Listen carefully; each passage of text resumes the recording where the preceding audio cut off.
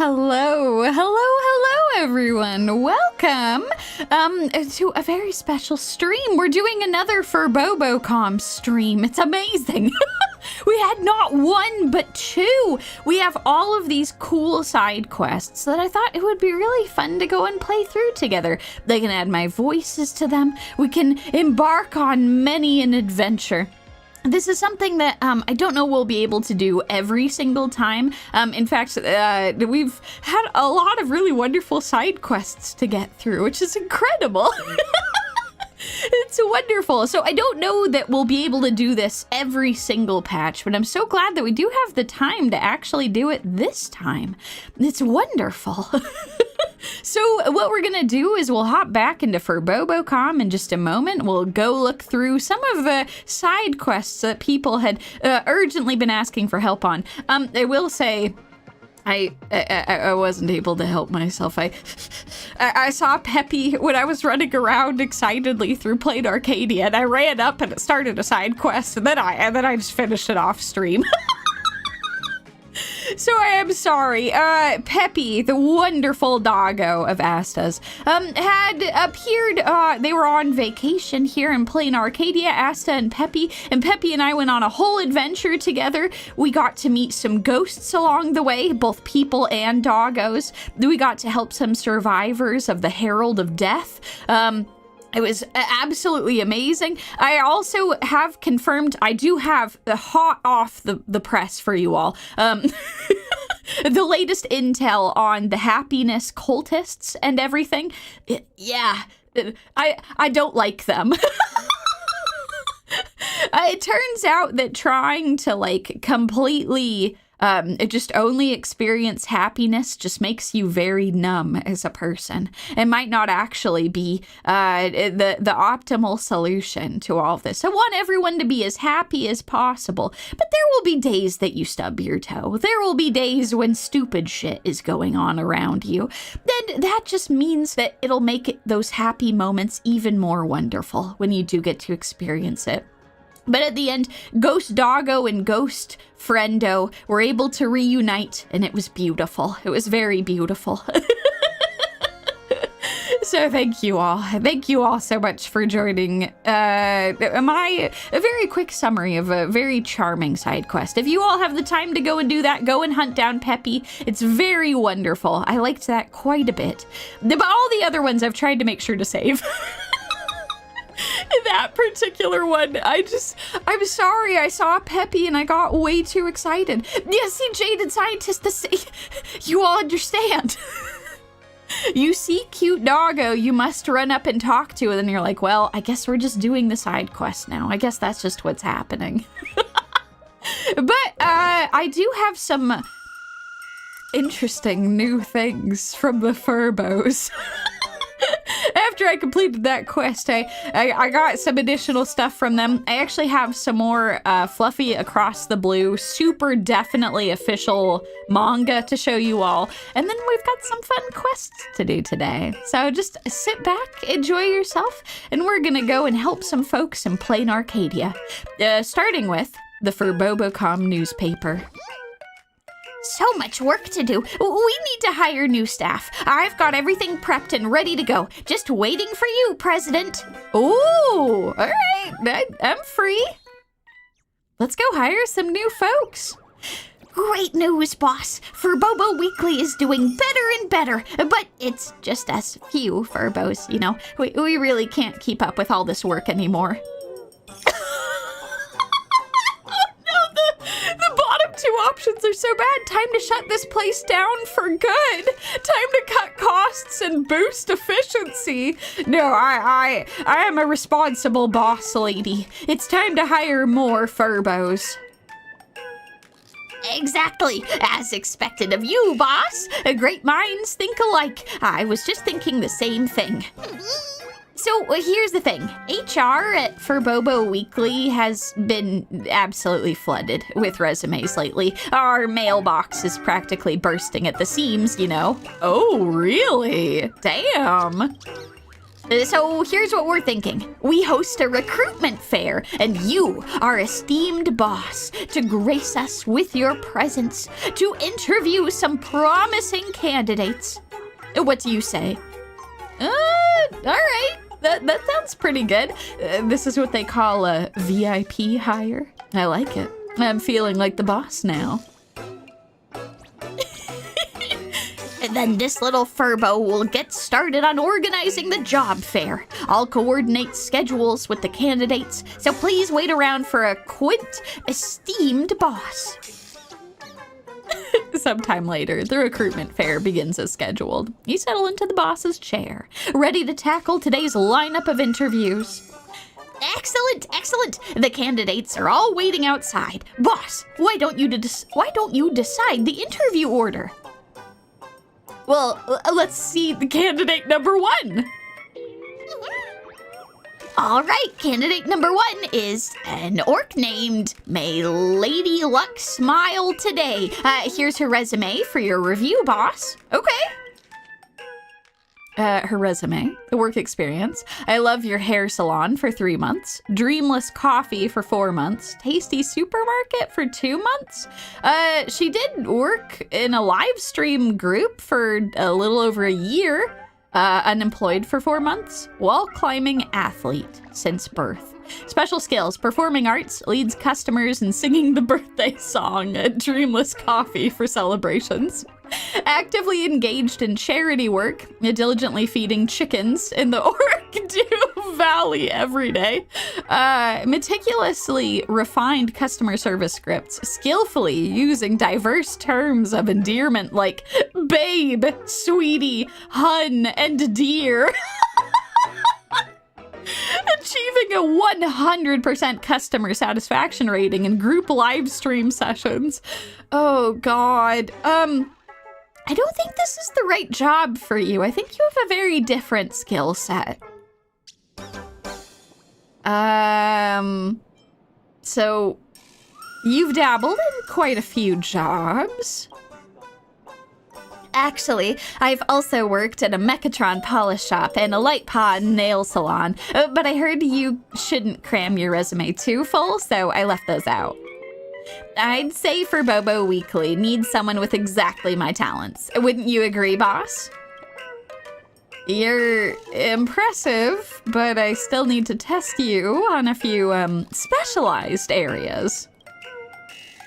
Can you use office software? Have you ever written for a magazine before? Actually, we kind of know the answers to those. How is your photography? Very good. I totally know my best angles for selfies. I've had professional training for this. Okay, what about pictures of other people? Uh-oh, I'm suddenly getting dizzy. This is bad for real. Can you use office software? Of course! I once entered Q4salesplan.docx for a cafe, and the manager told me to convert it into a compatible word processing format, so I paid out of pocket for a file converter premium plan. Whoa, hold on. Does either you or the manager even know how to use Word? I was gonna say, why did you go to all that trouble? I think I know the answer to this, but have you ever written for a magazine before? Scripts? Isn't that what the writing team is for? When I do group streams, I just read whatever script they hand to me, pretty much. Oh, God. Oh, wait, hold on. I think you've got the wrong idea about what we do here. Boss, what do you think about this? I will politely decline. Sorry, but I don't think your work experience is quite the right fit for us, so... stop right there. Someone with as much self-respect as me would never say something like, I really, really want this job.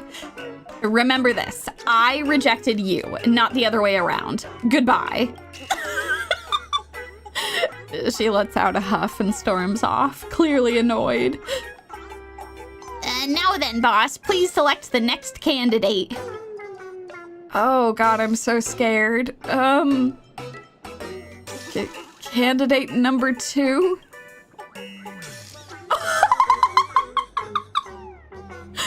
Candidate number 2 is the detective next door? What's going on? You're switching careers to journalism?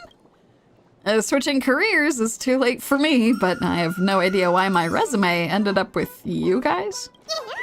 Oh, I get it now. It's because our 2 offices are way too close together, you know. When I was printing resumes, I accidentally grabbed the detective's documents along with them.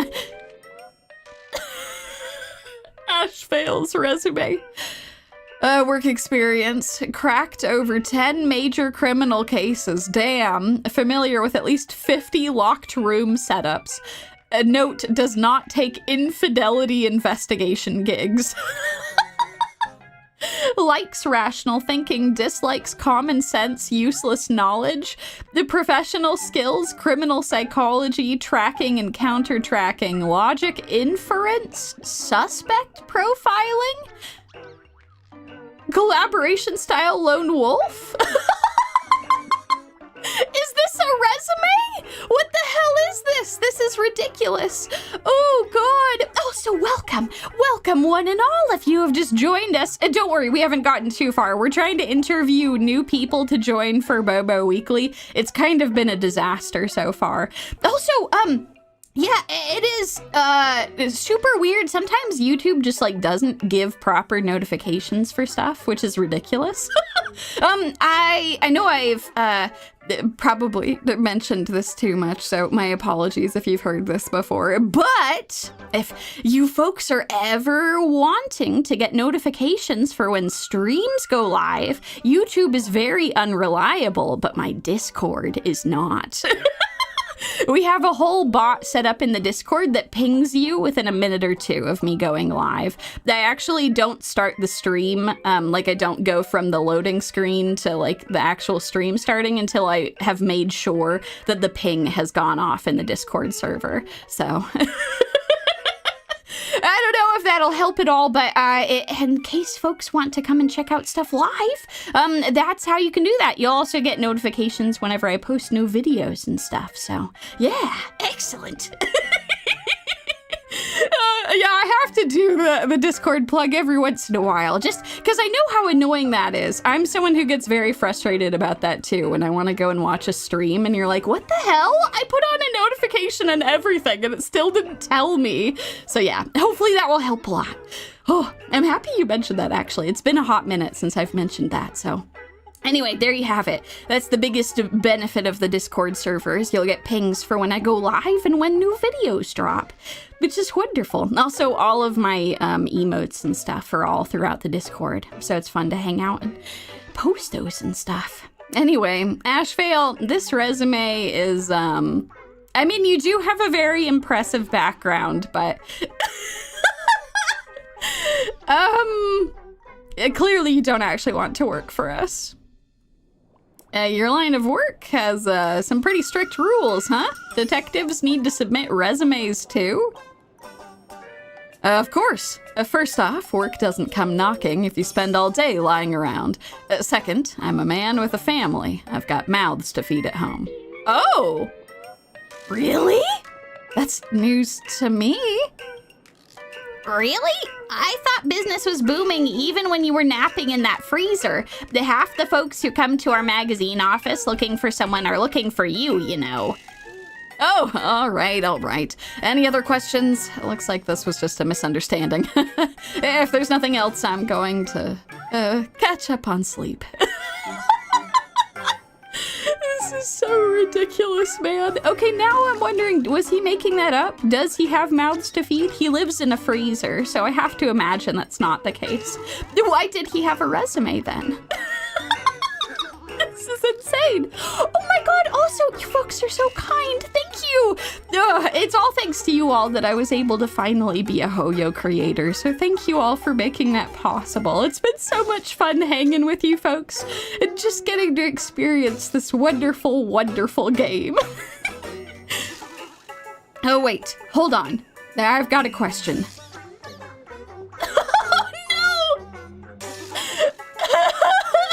Oh, God. You don't take cheating spouse cases? I know, I've seen tons of work memos that start with, "My husband's cheating on me." Huh. A true detective has a nose for crime. You gotta learn to sniff out which cases aren't worth your time. The narrator says our dear detective met plenty of lovely ladies through this gig. But once they saw him in person, they stopped trying to scam him and tried playing the cheating wife instead, you know. Oh, no! Oh, no! Well, I guess I understand why he doesn't take those cases anymore. Oh shit, Desert Crow, you're so right. He does have narrator. That is a mouth to feed. That's so true. A true Furbo should know some things should never be said out loud. Have you paid your rent to Furbobocom? The freezer's running 24/7. Do you have any idea how expensive the electricity is? Capitalism, I knew it. The second someone becomes the boss, their heart turns cold. But that wasn't... listen, I don't want to be a rent-seeking boss. That's not what I'm trying to do. But I am also wondering... Am I being compensated in some way for running the freezer constantly?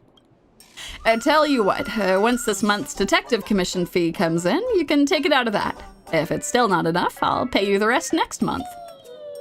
So, you're telling me you never paid rent before I showed up? No wonder the magazine was about to go under.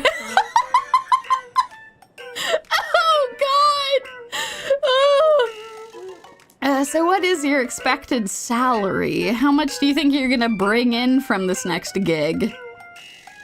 Wait, you're seriously planning to hire me? For the sake of Furbobo Weekly sales, we could open a dedicated crime buster column and have him write the content. I bet our subscription numbers would absolutely skyrocket. But I heard wherever the detective is, a murder happens. I'm kind of nervous about hiring him, you know. Here's a spooky story for you. Even if you don't hire me, this is still where I'll be hanging around. So, no more questions then. Boss, what's your hiring inclination towards Mr. Ashvale? I don't think he's gonna pay us anyway. If he can help out with the newspaper, we'll call it even. You're hired. Just kidding. But I am seriously thinking about asking you to write for the Crime Buster column. Once I've cracked the biggest case of my life, then we can talk about working together. Ashvale dusts off his sleeves and drifts away. And now then, boss, please select the next candidate. Furley, I'm terrified of all these people you've brought in. Okay, candidate number 3. Candidate number 3 is... candidate number 3 actually has 2 contenders. The brothers Bruce Furley and Tiger Furley. You don't say. We eat very little. Very little. But there's so much work. So much. Guaranteed to leave you totally satisfied, boss. Refund if not satisfied. Okay, this is a pretty long resume. Name, Bruce and Tiger Furley, the Furley brothers. Bruce Furley, since childhood, he's been well-versed in the Furbo family code, military tactics, and cosmic philosophy, developing his own unique perspectives. He keeps a strict sleep schedule, early to bed, early to rise. He also writes every single day without fail. Together with Tiger Furley, he's quite a celebrity in the Furbo world. Tiger Furley. Bruce Furley's younger brother. Oh no! Oh, poor Tiger. Graduated from Best Educational Institute. A work experience. 10 years of results.exe. Oh god, I don't know that I want to open that document. My strengths. Unfamiliar with labor laws? Can work overtime and crash at the office? Well, okay, you're going to become familiar with labor laws. I don't want any unpaid overtime. Highly stable. Unwilling to job hop. Can stick around until the company goes under. It puts the company as the top priority, self-interests as the lowest priority, doesn't care about salary, only focusing on career development. Oh god, we need to pick them up. They're gonna be exploited if they go somewhere else. Oh no, the on-call 24/7, ready to solve problems anytime, immediate response for any issue. Okay, no, if I ever reach out to you during work hours, it's because the company is literally on fire. Don't answer any calls otherwise. Can serve tea and pour water, flatter, and bootlick. Can also learn to do backflips. You're making me look bad here, guys. I don't want y'all to have to do all this stuff. Darn it, you got our boss all worked up. Wait, shouldn't I be the one saying that? Oh, wait, I forgot. I'm the boss. Never mind then. All done reading, boss. Any questions for me? Fire away. Are you two actual brothers? Yep, red and blue have always been besties. Born from the same Furbo mama. The way you guys talk. That's our personality quirk. Pretty cool, eh? It's because we like talking this way. Want to know why? Yes. Wait, no, why aren't they answering? Tiger, tell me why! What's your expected salary range? Salary? We're not picky. Show us the money and we'll get it done. But we've been together since birth, so say the conjoined Furbos. So when we job hunt, we hunt for the same job. Hey! I get it. The whole 24/7 thing is just you two splitting shifts, aren't you? Two Furbos out grinding one of us, that's just straight up dirty, you know? You're right, but there's more to it. The two of us together cost only one salary. Oh no! Can the boss really afford to pass up such excellent Furbo talent? Miss a Furbo by an inch, lose a fortune in fur. What? This is a total finisher. Boss, you decide. I'm fresh out of ideas, you know? All right, you two, you're hired on the spot. I can't have you be taken advantage of by other employers. You didn't exactly give me a choice to refuse, did you? I'll have Furbilitzer set up your workspace right away. From now on, you're resident reporters for Furbobo Weekly.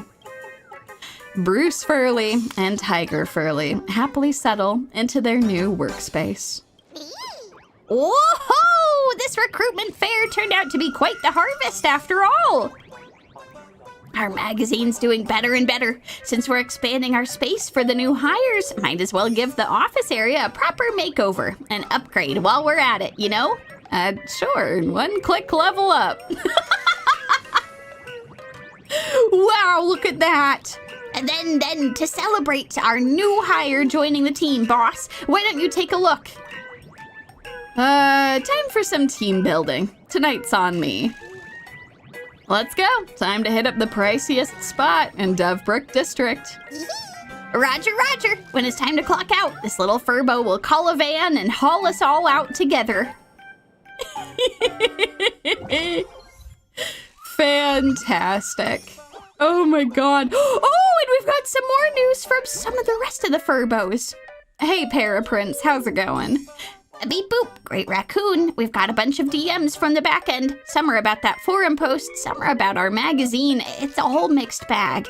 The Great Raccoon, help us take a look, and let's figure out how to reply. Yeah, might as well. All right then, let's get started. First message, IP address traced back to Graphia Academy.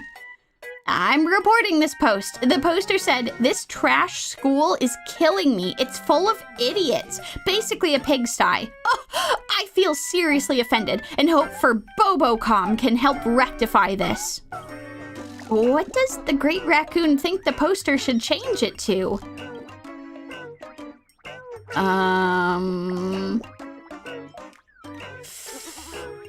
Do I really want them to change it? Oh God, I mean, these are both good options. This place imprisons my youthful spirit.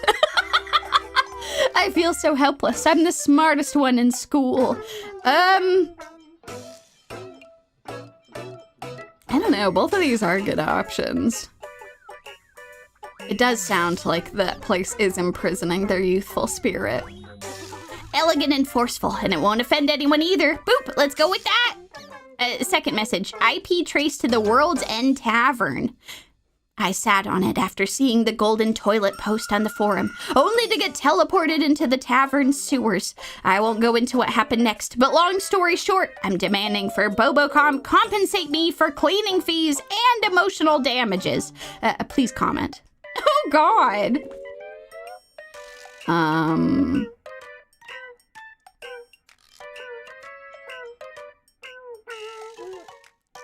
A golden opportunity is raining down on you. Truly, you're blessed. What a blessing, what a blessing. Give it to me. No, I wouldn't dare take it. Third message, IP traced to Dual-Mention City Security Bureau. I don't mean anything by it, just using Furbobocom as a vent box. Every day at work, someone tells me, "You're such a dog." It's so annoying. What does that even mean? Are they insulting my work performance? I'm freaking out. Is it possible that they're actually a woofay? Oh, so that's it. Great Raccoon, your nose for news is unreal, boop. This one's going straight into my story archive, boop. That's all for today's Q&A session. Thanks for the answers, Great Raccoon. You're very welcome, Paraprince. Okay, let's go to our web portal. First off, I have to show you all. We've got, let me go find it. Here we go. We have Fluffy Across the Blue special skit number 2. I showed you all the special skit number 1 last time, but we have a second one that has been uploaded. Strike while the iron's hot. Here's part 2, a special skit from Fluffy Across the Blue featuring the Bullet Worm Express and the Astral Express. And dig in. Okay, I'll read this to you all. Not too much of this is cut off by the stuff I've got. Okay. Oh, it's actually kind of cut off for me, too. Dual-Mention City, Perdido Station Interior. Hey, did you manage to get tickets for the Bullet Worm Express? Hey, did you manage to get tickets for the Bullet Worm Express? Oh, hold on. It's Pom Pom speaking. And the Astral Express isn't some strangeling that can talk, you know. They're trying to talk to our train.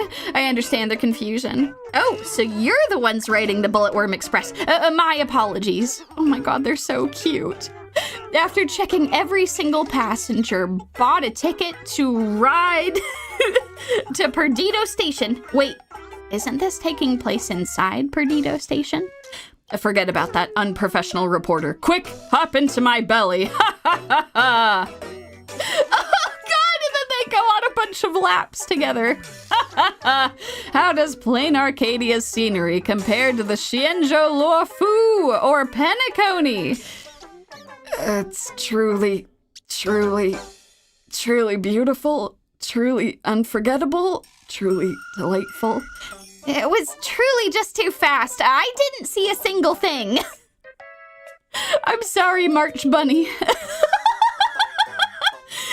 That's true. When we first got to Planarcadia, the Bullet Worm Express did want to race against the Astral Express. Oh boy. In the comments on this particular sketch, VIPs have a long backstory. Another new post. Wait, are you actually Blurry QR Cult? Then why won't you accept my friend request when I try adding you with a payment QR code, miss? Oh, God. Not enough. Got more?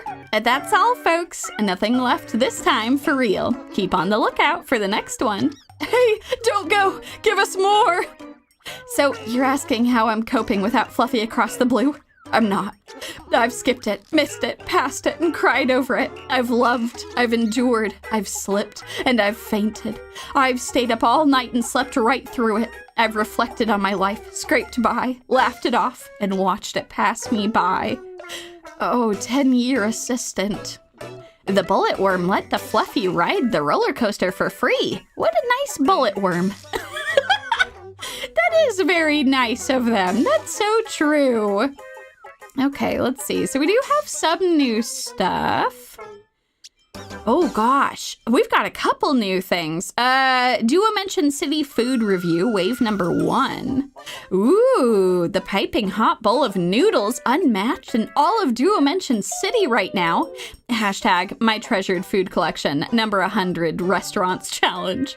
A bowl of noodles isn't just about pork bone broth, but finding places that nail the broth base is pretty rare. Work's been light lately, so I sorted through my photo album and wanted to share some memorable spots with fellow late-night solo diners. Chef Kraken's noodles, 4 thumbs up. Their signature dish needs no introduction. Highly recommended their seafood noodles, rich in flavor with generous toppings. God, that sounds so good.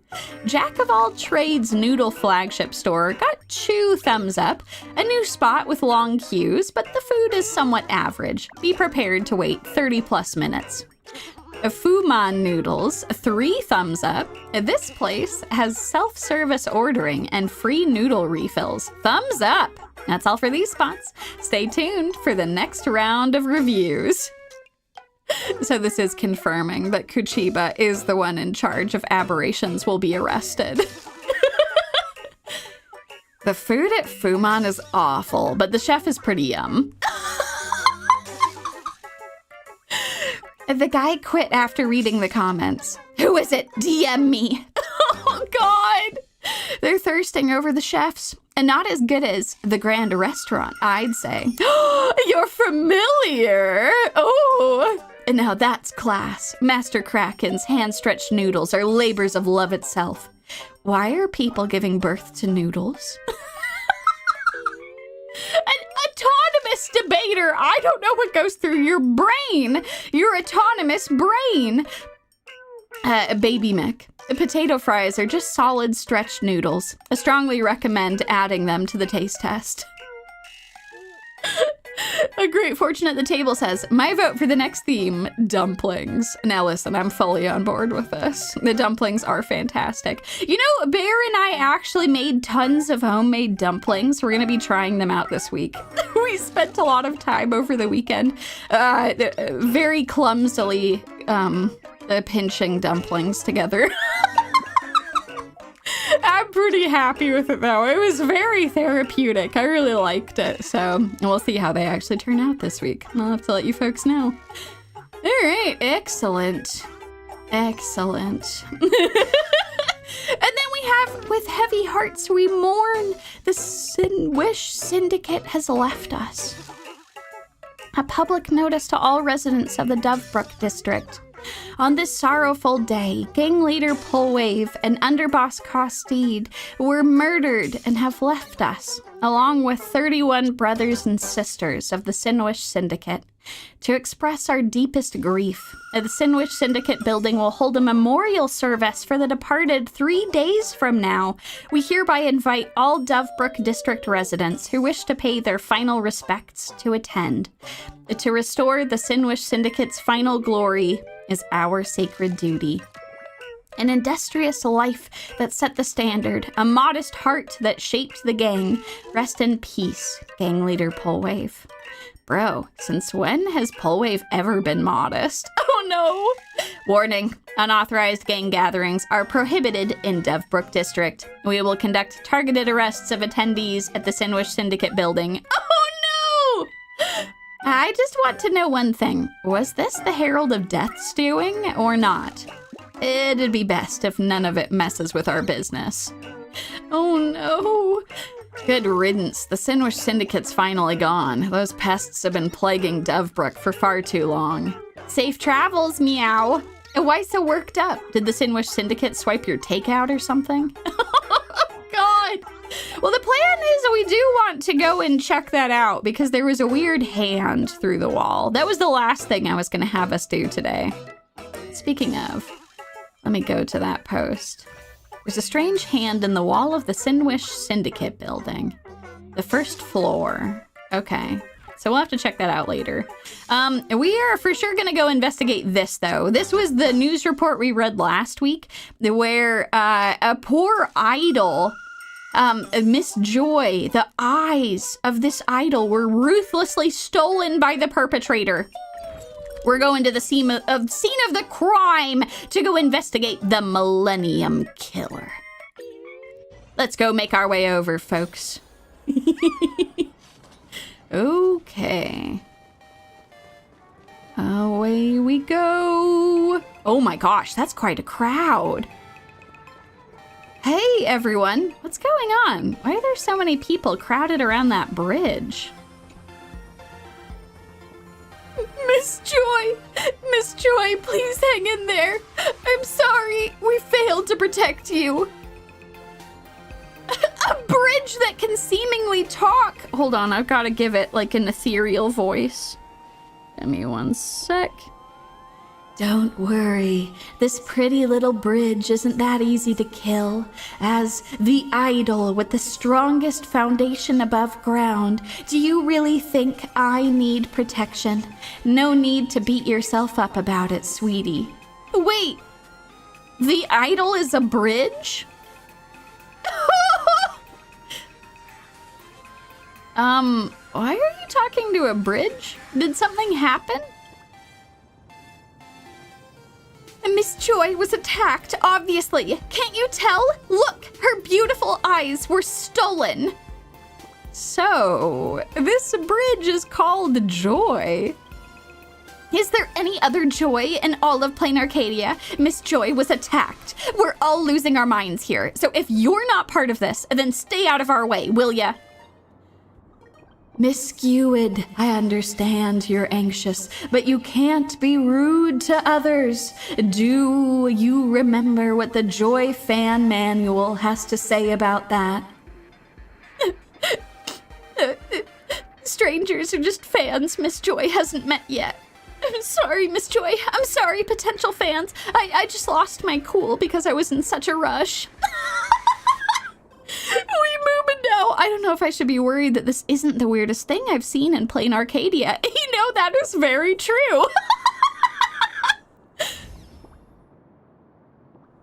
Oh. Hi, Yumi. I'm a Duo-Mention City idol, and my name is Joy. And nice to meet you. Oh, well, it's not quite our first meeting. You actually passed on me once when you first arrived in Duo-Mention City. I haven't forgotten, you know. And this here is Miss Skewed, the president of my fan club. She's a good person, really. She just got a bit carried away because she's worried about me. Please forgive her. Yeah, I can do that. A pedestrian overpass is an idol. Wow, not just any idol, but an absolute heavyweight. Oh, don't you talk about me like that. If anything, I'm the idol least likely to flop. As much as I'd love to make you my newest fan right here and now, I was just attacked, and the culprit stole my eyes. I haven't the foggiest who did it. So currently, I'm in a grievously injured state. If possible, please do come visit me again after I've recovered, okay? And just like that, she's gone. Miss Joy, at a time like this, you needn't try too hard to maintain your idol persona. I'm Isel, an imagenesis doctor. Where's the patient? Dr. Isel, you're finally here. I've been worried sick. The patient is Miss Joy here. Please, could you assess how critical her condition is? Excuse me, Miss Potential Fan. Please step aside. The doctor needs to give Miss Joy emergency care immediately. Okay, my apologies. I'll step over here and we'll see what the doctor has to say.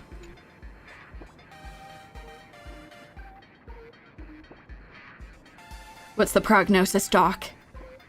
What's happened to her eyes? How's Miss Joy? How bad is it? The injury itself isn't too serious. The attacker's imagenesis technique was superb. They didn't damage any other bodily structures and just removed both eyes. Now, with some emergency treatment, Miss Joy shouldn't be in any life-threatening danger for the moment. Oh, thank you, Dr. Eisel. But I still feel very weak right now. That's natural. 90% of your wish power is concentrated in those eyes of yours, isn't it? Of course, you'd feel weak. Those eyes of yours are usually all your fans pay attention to anyway, right? 90% of your wish power has been stolen. If a human suddenly lost 90% of their body weight, they'd die instantly. Your current situation isn't much different than that. Oh God, we've got to track down those eyes. That's true. It is a bunny 1 week doctor. Please, think of something, Dr. Eisel. Your clinic is the best in Duo-Mention City. Surely there must be a way to save Miss Joy. I'm begging you. Please save Miss Joy.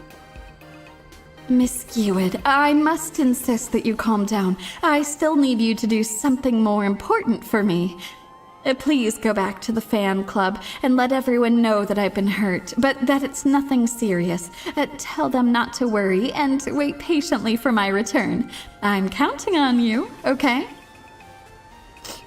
I understand. I'll head back now. Miss Joy, you have to keep your promise. You have to be okay. You hear me? Dr. Eisel, I can't die like this. You saw it yourself. There's still so many people waiting for me. In your current condition, your imaginated structure could disintegrate at any moment. If you want to maintain your form, you've got two options. Either you find a way ASAP to return your wish power to the level it was at before you were attacked, or you recover your lost wish power. Neither option sounds very easy. Oh, it's Kuchiba! Attention, everyone, attention. I'm Kuchiba, and the Department of Aberration Defense will now be taking over the investigation of this case and the crime scene. We expect and appreciate your cooperation. Thank you. And now, Miss Joy, would you mind telling me what happened? Hot damn, let's go! Kuchiba's here! Oh my god. Wait, can I talk to Eisel again? No, okay. Alright. Miss Kuchiba, to be honest, I'm not too sure about what happened either. I mean, at the end of the day, I'm just a pedestrian overpass, so people are constantly walking all over me, and it's not like I could pay attention to anyone in particular. It was a day like any other day, and I was quietly practicing my new song while watching over the pedestrians crossing me. A masked person arrived. A masked person approached, but I thought nothing of it. After all, there are plenty of weirdos around here. But then they suddenly whipped out their drawing tools. You know, those compasses and rulers that artists use to create imaginae and stuff, and started waving them at me. After that, everything went pitch black before my eyes. I see. Is there anyone you suspect, Miss Joy? Have you made any enemies recently? I really haven't a clue. I'm not the type to make enemies, and I definitely am not famous enough to have haters yet. As for rivals, that's even more unlikely. My niche is super specific. Who would possibly want to compete with me? I suppose that's true enough. In that case, do you have any idea about your attacker's identity? Are they human or imaginae? Any clues about their race, gender, height, build? Anything at all would help. I'm sorry, it all happened so fast. I didn't get a chance to take a good look. It's all right. There's no need to blame yourself. Dr. Eisel, what you said before, is Miss Joy's condition critical? Or, if I may be blunt, how much longer can she hold on? I can't say for sure. The wish power structure of Imagine is a chaotic system, not orderly like material life forms. If she's lucky, she'll make it through and survive. If she isn't, she'll completely disintegrate within a few system hours. But regardless of luck, suffering a massive loss of constructive wish power in such a short time will cause irreversible damage. If her wish power isn't replenished, Miss Joy's memories, personality, and abilities, everything will be severely harmed. Unless I can get my eyes back.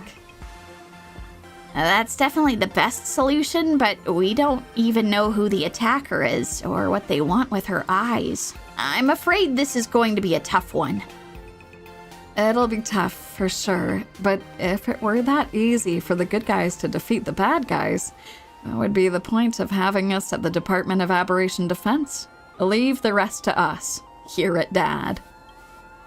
It looks like this incident has piqued your interest, Yumi. Care to lend a hand? Oh, me? God damn. Getting involved in a Department of Aberration Defense case, isn't that against protocol? The Department of Aberration Defense has always been flexible with the rules. If we followed every single little rule and did everything by the book, our case clearance rate would drop by at least half. If you decide you'd like to help, come on over and talk with us. Well, it would be my pleasure if I'm not gonna be in trouble or anything. That sounds good to me.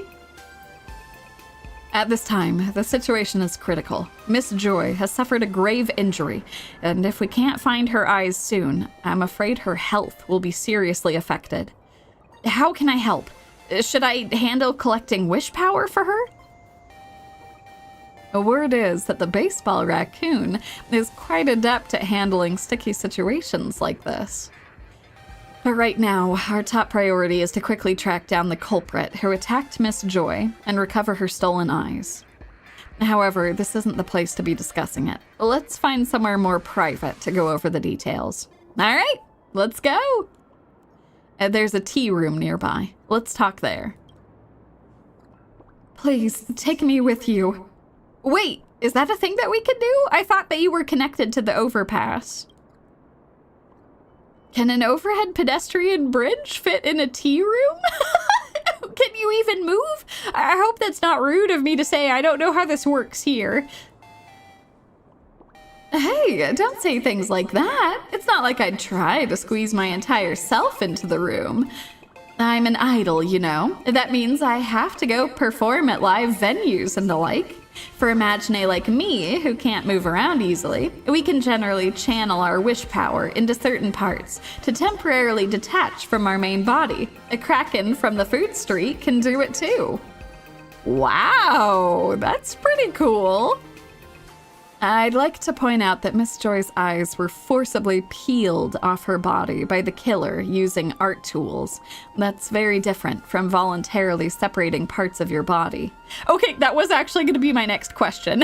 I was like, can she look through her eyes? Can she go like Mrs. Potato style and like figure out where her eyes are? But no, okay. But Miss Joy, your body is in extremely poor shape right now.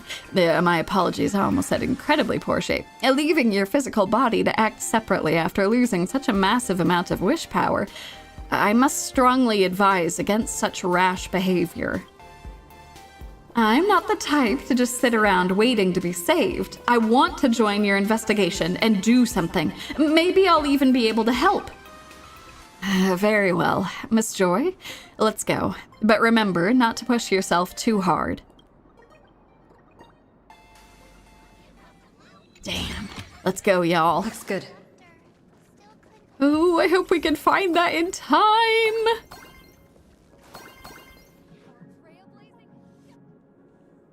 Excellent. All right, Kuchiba. Hey, stop that. Please don't stare at my lips like that. I've been hiding behind the bridge because I'm self-conscious about them, you know. Don't worry, you're still adorable. You're such a sweetheart. Let's get right down to business. Here's the deal. The Department of Aberration Defense took this case because the attack on Miss Joy is part of a serial murder investigation. Whoa, wait! For one thing, Joy is still alive. We're trying to prevent her from dying soon. But do scary things like that really happen in the land of elation? Alas, at the end of the day, Planarcadia is no Arcadia. In recent months, there's been a series of murders in Duo Mention City. 17 cases, to be exact. Oh, make that 18 now. Our investigation has turned up a number of similarities between the incidents.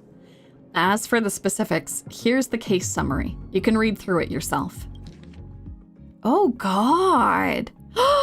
There's been so many. I'm guessing that they're all going to be imagine.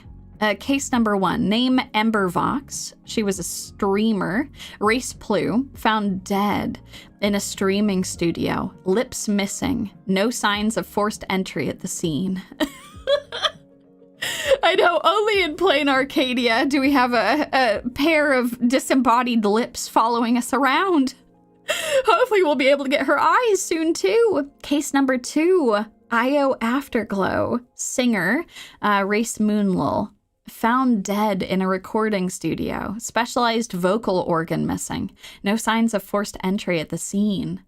Case number 3. At Click Me for Miracles. Actor, Race Lightpaw. Found dead in a dressing room. Fingernails missing. No signs of forced entry. Wait. Oh no. It's something different that's being taken each time. Case number 4, Bula Echo Void. Occupation idol, race ghost. Found dead in a dance practice room, Lower body missing. Oh no, this is bad. Someone's trying to cobble together all of these separate pieces.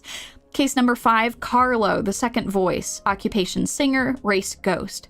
Found dead in an artiste's resting room. Ocular structures missing. Ugh.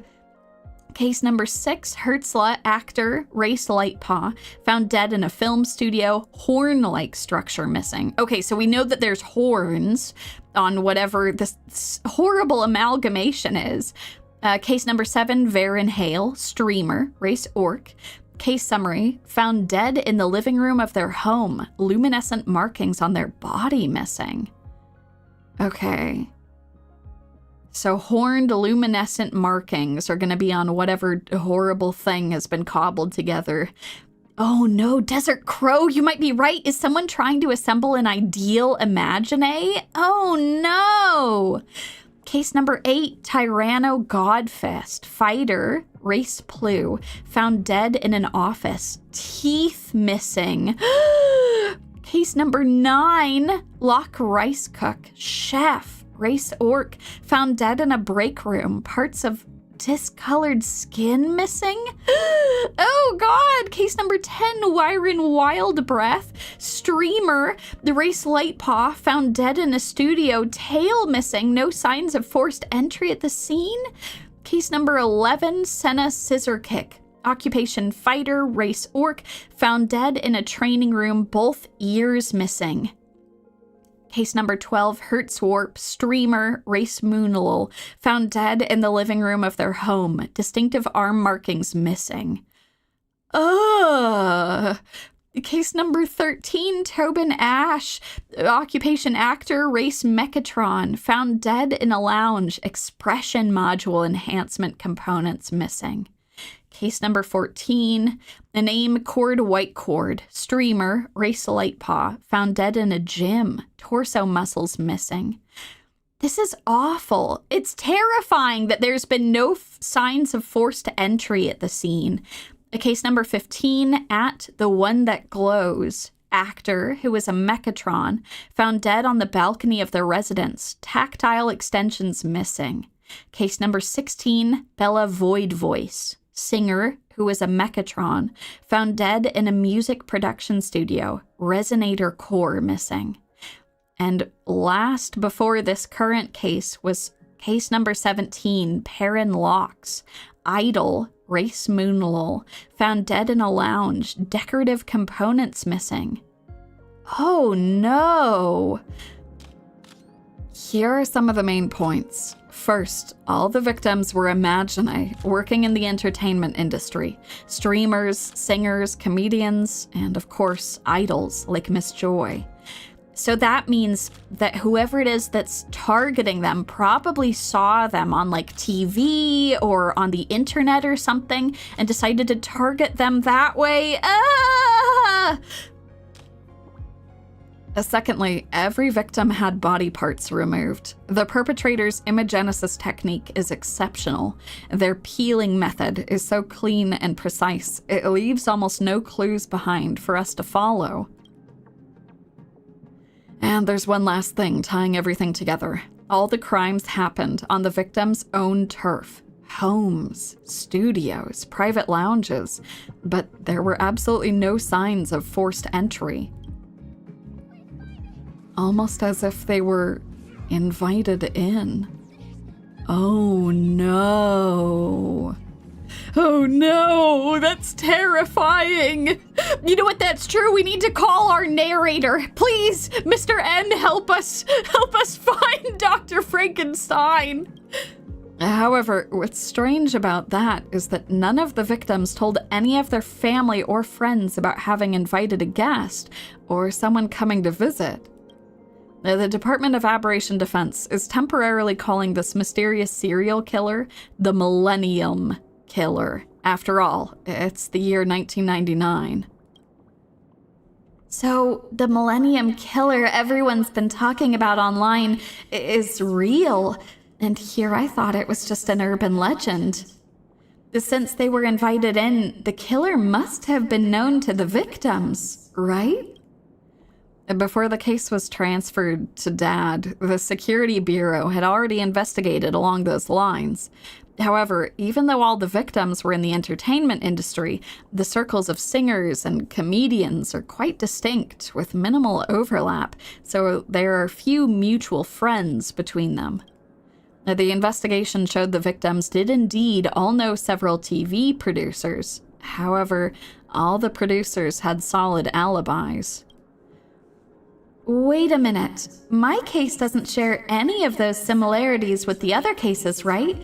The culprit didn't come to my house, but attacked me right there on the street. Plus, I wasn't killed. I'm still here, though I'm badly hurt. As for those differences, it probably comes down to a few of your innate traits. The killer can't visit your home since you're always out in public. They can't murder you either. Being a large imaginae, you're just too tough to kill outright. Talk about a blessing in disguise. However, the killer swiftly peeled away your eyes in public. No witnesses, including you, could describe any of the killer's identifying features. Such an exceptional yet cruel imagenesis technique could only be the work of a master, such as the Millennium Killer. Which is to say, that's also why I concluded that the Joy ambush incident was the work of the Millennium Killer as well. So, why exactly do you need my help? Because the standard way to investigate is too inefficient.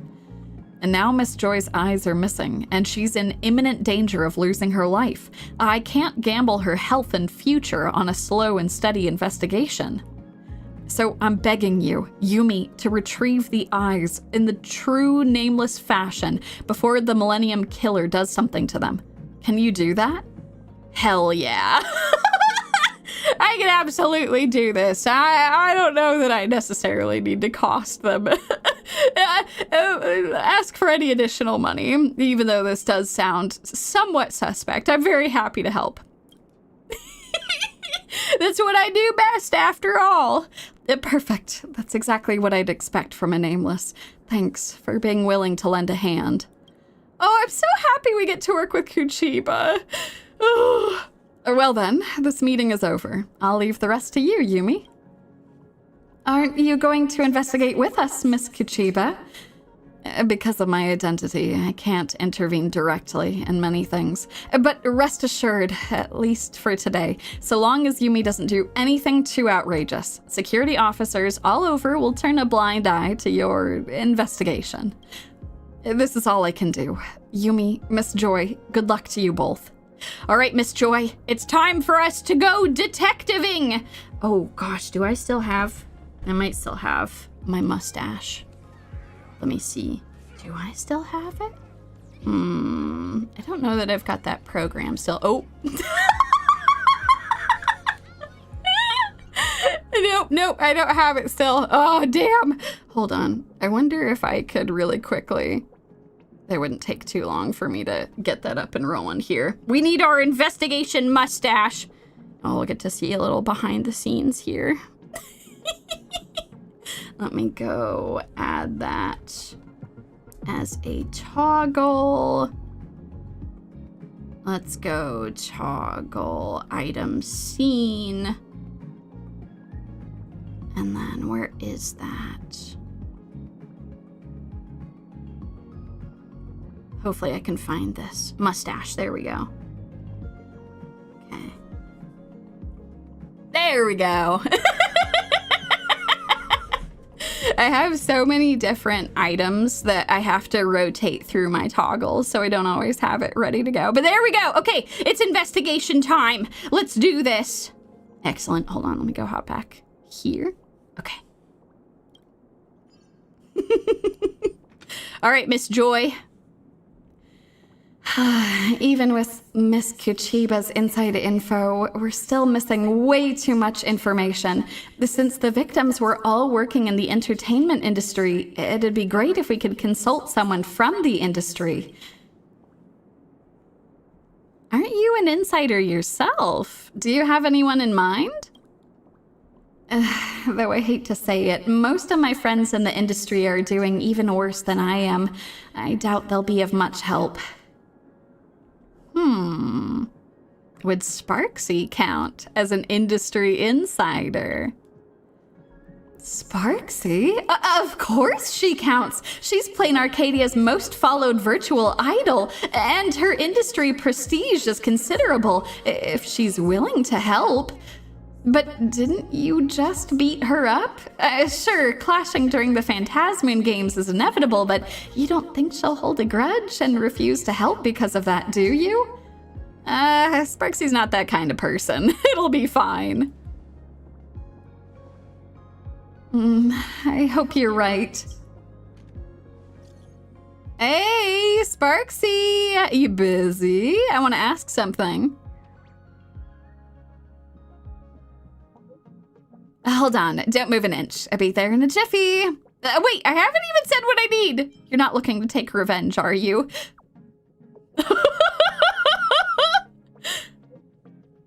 To make it to the top in such a brutal industry, you have to rely on proactivity.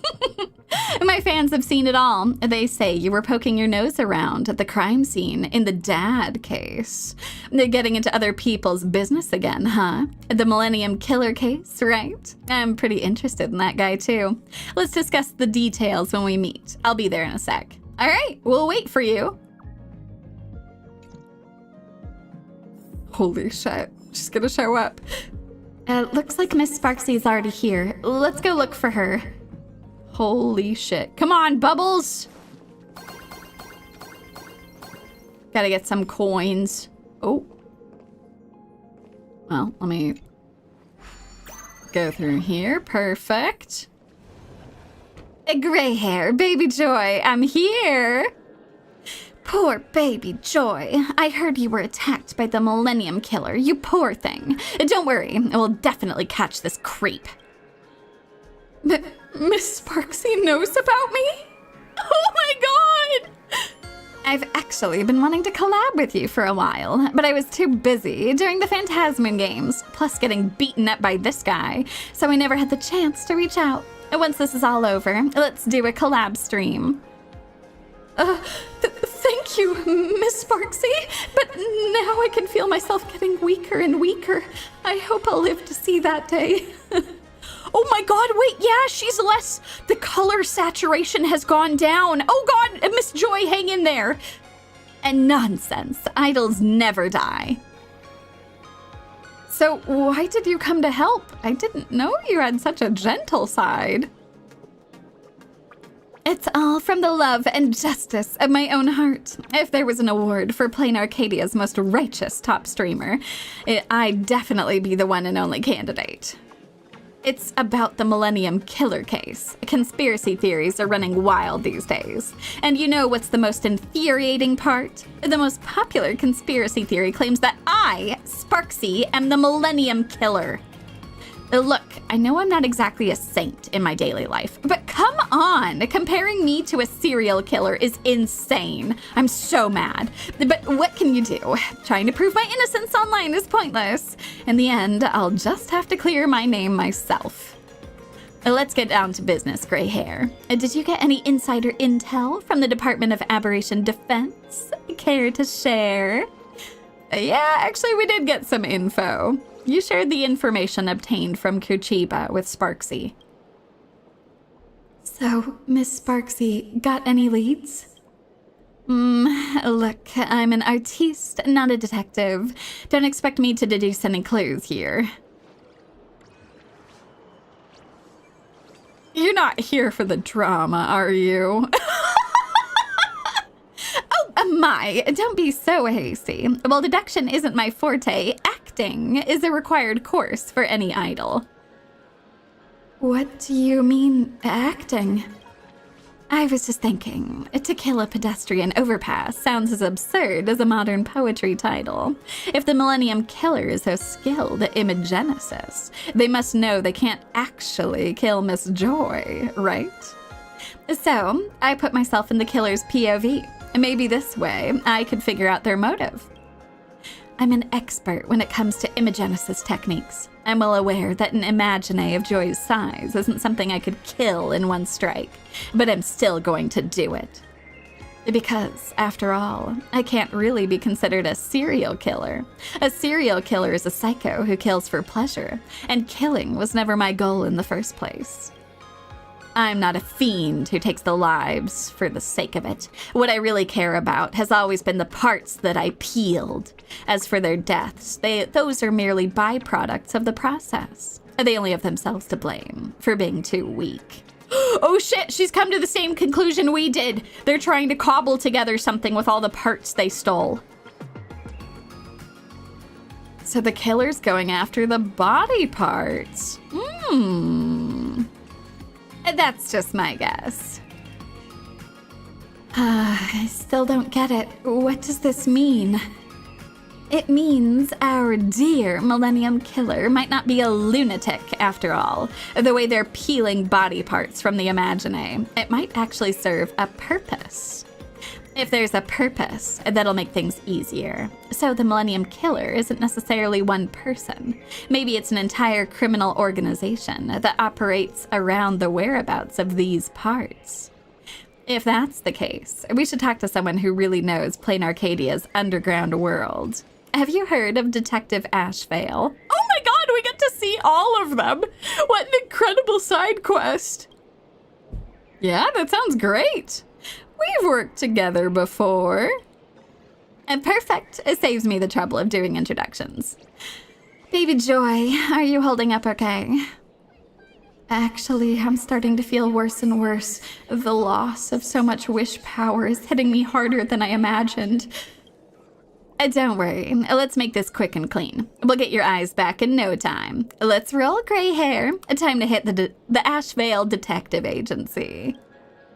I'm so glad you folks have been enjoying listening to me read through this all. This has been wonderful. All right, let's go see our boy Ashvale. Detective Ashvale, don't you mean narrator? Oh shit, that's true. Narrator, we need your help.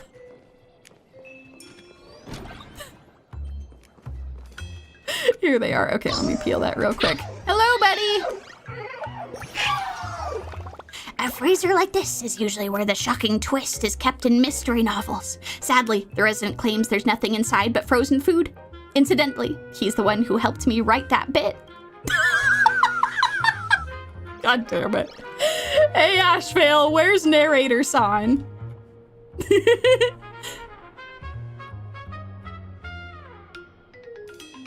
Oh, well, if it isn't my old friends. I was wondering when you'd show up. Though, honestly, I didn't expect Miss Sparksy to get involved in this.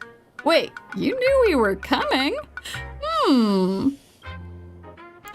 Don't underestimate my intel network. Getting all cocky right from the start. This is exactly why I hate detectives.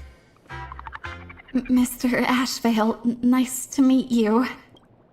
Let's stop the bickering. Miss Joy's condition seems to be getting worse. It's okay. I can hold on a bit longer.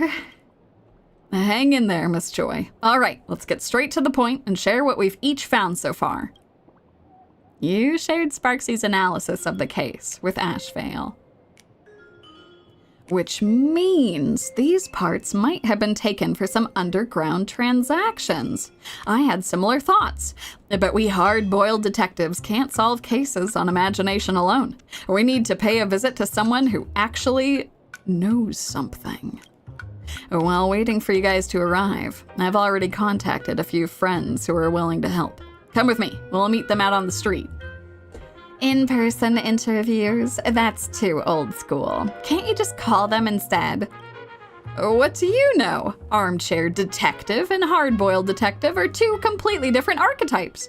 You can't mess around with character consistency. It's a serious business. All right, hard-boiled detective. Let's get on out to the street. Oh, good grief. Excellent.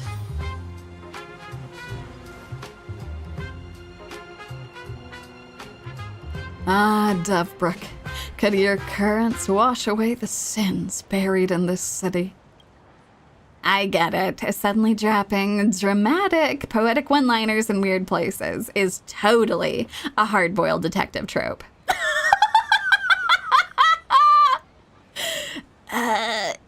This is a little awkward, but, yes, pretty classy, I'd say.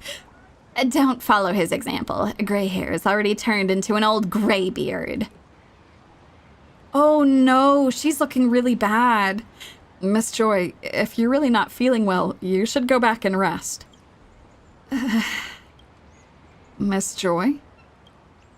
Yeah, I'm here. Sorry, I'm feeling a bit tired. I really want to sleep. This doesn't look good. Poor baby Joy seems even weaker than before. We need to pick up the pace. All right, let's get going. Yeah, let's teleport nearby. We might be on the other side. Okay, good. Let's go. Oh, but hi, Furblix. I'll have to challenge you later.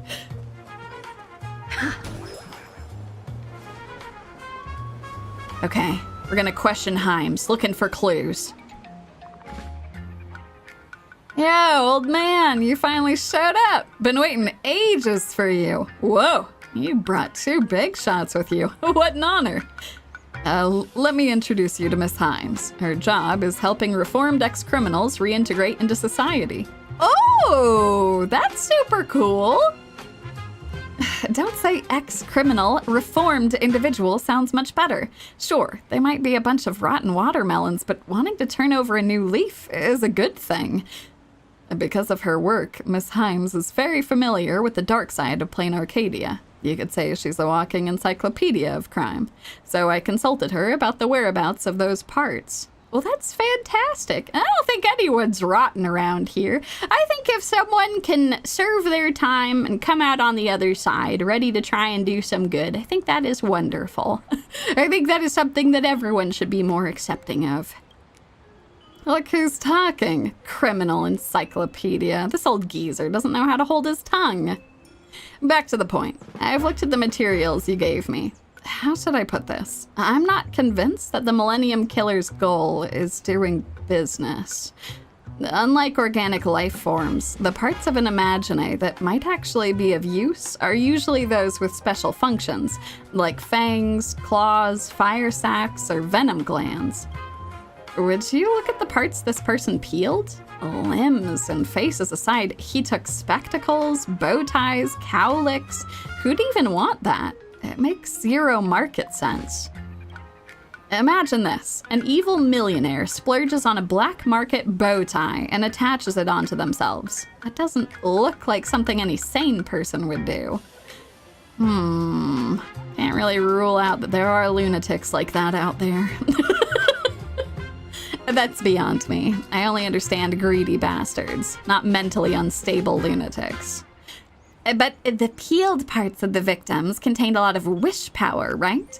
Just like our baby Joy. Those eyes of hers contained 90% of her total wish power. If they were only after wish power, they could steal, rob, or scam. But committing a capital crime for such a small amount of wish power? They are taking a huge risk for very little return. So, it's probably not for profit. I get what you mean. Thank you for your help, Miss Himes. Of course. I hope you can catch that guy soon. Thank you for your help. It was very helpful. So, it's probably... Oh, yep, okay. Just the last bit. All right. I wasn't sure if she'd give us anything else. All right. Let's go. Time to chat with our other friends. Moomin. Ashvale is sounding more like an NPC with each sentence he speaks. I mean, this is narrator is the real detective, right? All right. Hello, @lone free rider. Mr. Ashvale, the Millennium Killer won't come after me, right? I'm just starting to make a name for myself. I can't have my life cut short like this. Don't worry, @lone free rider. The Millennium Killer won't notice you anytime soon. Let me introduce @lone free rider. He's been hanging around Dovebrook District for years, and he's a future superstar. He knows the entertainment industry's behind-the-scenes secrets like the back of his hand, and might give us some leads that even the Department of Aberration Defense hasn't picked up on. Hey, Mr. Detective, are you picking on me on purpose? With a mega superstar like me right here, why would you need to ask anyone else about the behind-the-scenes secrets? Come on, don't say that. You're a top-tier superstar, and he's top-tier in the other direction. What a backhanded compliment. Oh, that's so sad. I'm sorry, Lone Free Rider. When it comes to that market, @lone free rider definitely knows better than you. He's the ultimate grassroots expert. Oh, what kind of compliment was that? Anyway, forget it. I've looked at the list you gave me. There's a very subtle connection between these people. I wonder if you've noticed it. Is it that everyone's been killed? There's an interactive segment. Gotta keep things interesting. All of the fourth wall breaking they've been doing has just been so damn good. Every single one of them only rose to fame this year, in 1999. None of them has been famous for more than a year. Oh, so all the victims were newbies. And no, all the victims were late bloomers, just like me. So that guy won't target me, right? Mr. Ashvale, you'll definitely catch the Millennium Killer, won't you? Cut to the chase first. What do you mean by late bloomer? Those victims started their careers way back. Some of them even debuted in the 70s. It was only this year that they suddenly became popular. Actually, I didn't get many fans until this year as well. After decades in the industry as a nobody, finally achieving overnight success through years of accumulated effort and being a late bloomer, such life stories are actually quite rare, and now, everyone on this victim list is like this. Wow, I'm getting goosebumps. This is pretty creepy. That reminds me, I discovered by chance that the Millennium Killer only takes the parts that resonate most with the audience. People online kept saying my little duck lips are cute. What if that makes me a target for the Millennium Killer? Mr. Ashvale, I'm really scared. You'll catch him, right? Don't worry, @lone free rider. You won't get hurt. We've got your back. That's terrifying. So that's why they stole the eyes of Miss Joy. That's no good. I still have one last friend to meet up with. Let's go see them. Alrighty. Let's go make our way on over. Grab some coins along the way. Oh. Nope. Just trying to go down. There we go. Excellent. Ah, Ashvale, you're here. And you two, since this is our first meeting, I'm Solomon, a staff member at the Noblesse Department Store's sales division. This guy's my drinking buddy. You might have met before, but he's a total drunkard. He's usually not this sober after work hours, so he probably doesn't remember whether he's seen you or not. Ashvale! Your introductions to everyone have been terrible. Give me a break. How else am I supposed to survive that job without a drink or two? Outside of work, I'm also the president of the fan club for the wrestler Senna Scissorkick. Oh no. Yeah, she was one of the victims.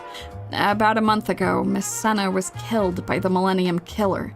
She was an orc, and the part that the murderer took from her was her ears. Solomon's been a devoted fan for ages. Maybe he can give us a fresh perspective. I'm definitely an OG fan. I've been following Miss Senna since her first match in 1983. Through all these years, even when her career was just lukewarm, I stayed loyal. Miss Senna's ears used to be just like any other orcs, but then she suddenly went into seclusion for a month, claiming she was undergoing spiritual training. And when she finally emerged, those ears of hers had somehow transformed into adorable cat ears.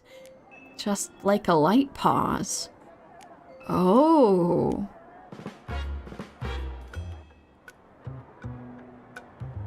She told us back then that it was the result of spiritual training. And when your spirit grows, your body responds accordingly. I guess that growth really did pay off. Because after her seclusion ended, Miss Senna quickly became a red-hot superstar in the wrestling world. But just a few months later, she was murdered, and the cat ears she had earned through spiritual training were stolen by that despicable killer. Oh, that's awful.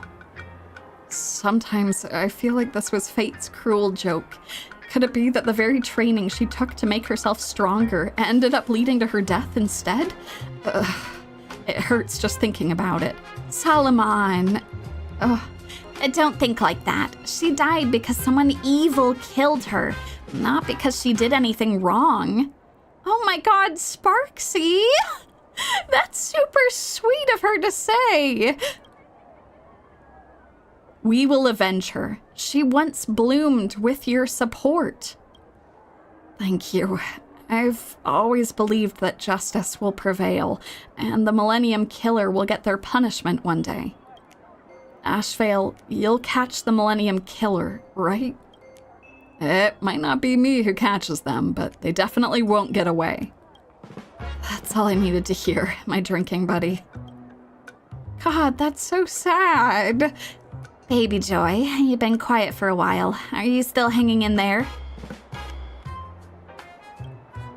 Sorry, I don't think I've been much help.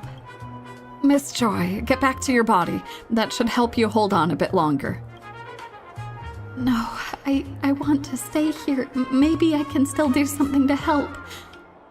Don't take this the wrong way, Miss Joy, but there's nothing you can do here. Just return to your body. There's no need to put yourself through this pain. Detective, you don't get it at all. Under that bridge right now, Joy's fans are all gathered, waiting for news about her. How could an idol possibly waste away and die in front of her own fans? Sorry, I didn't think this through. Joy, you should get some rest. I'll protect you. Now's not the time to worry about your fans. It's okay. Thank you. I'll take a nap now. If I don't wake up, please tell my fans that my eyes are actually the result of plastic surgery. I kept it to myself just to satisfy a small, selfish bit of vanity. Such fake eyes, yet they've gathered 90% of my wish power. How ironic. Wait. Did all of these people have some sort of either plastic surgery or something that was done? Choi, I promise we'll wake you up. There's nothing wrong with wanting to be beautiful. It's okay. Oh, God. We have to move faster now. Fortunately, we're starting to see the shape of this case. Oh, by the laughter. This is absolutely amazing. Sparksy, have you lost your humanity? Joy's life is hanging by a thread, and you're here celebrating? Oh, I'm sorry. That's not what I meant. I meant, Joy, who said you weren't helping? You've been a huge help. Now everything finally makes sense. Yumi, now you get what I mean. I think that I do. What exactly did you two get? Poor Ashvale. He's several steps behind. The narrator isn't here to help him out. And now, we finally arrive at the thrilling deduction. How did the Millennium killer gain access to the victim's private rooms?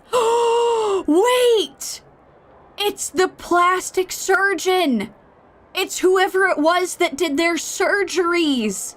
And why commit such a string of brutal crimes? And most importantly, who exactly are they? All clues are in motion. Happy hunting. Oh! Who on earth are you talking to? Forget it. You wouldn't understand. Let's just get on with the deduction already. No wonder they all knew it. So wait, this person was waiting for them to accumulate all of this wish power just to then steal all of the parts back? That's awful. When investigating cases like this, we usually start by looking for commonalities between the victims. The most obvious common point between these people is that they're all part of the entertainment industry. But according to Miss Kuchiba's intel, these people don't seem to have any mutual friends. This might suggest that what connects them lies beneath the surface. We should have gotten enough clues about that by now, haven't we, Yumi? These victims started their careers way back. Some of them even debuted in the 70s. It was only this year that they suddenly became popular. Miss Senna's ears used to be just like any other orcs, but then she suddenly went into seclusion for a month, claiming she was undergoing spiritual training. And when she finally emerged, those ears of hers had somehow transformed into adorable cat ears, just like a light paws. If I don't wake up, please tell my fans that my eyes are actually the result of plastic surgery. That's right. The clues are crystal clear now. The hidden connection between the victims is... they've all had plastic surgeries. It's just a deduction, but I believe all these victims must have had plastic surgeries. Joy just admitted it to us, and Senna Scissorkick claimed she changed the shape of her ears through spiritual training. That's way too ridiculous, even in Planarcadia. It's probably just an excuse she made up for herself. That's only 2 of the victims. We can't simply jump to conclusions, can we? True, but there's another interesting point. Although they started their careers at different times, all the victims suddenly had a turn of luck this year and began making their mark in the entertainment industry. Something must have happened that suddenly changed these people's destinies this year, just like Senna Scissorkick, who shot to fame after transforming her cat ears. The entertainment industry is notoriously unforgiving. Although people often claim to value talent over appearance, it's usually looks that determine who rises to the top. Even comedians must have a funny look to make it. For now, this deduction is enough to convince me. We'll see later if it really holds up. So, the next question is, how did the Millennium Killer gain access to the victim's private rooms? Based on our current train of thought, we should be able to solve this problem easily. All the crime scenes were in the victim's own territory, their homes, studios, private lounges, yet there were absolutely no signs of forced entry.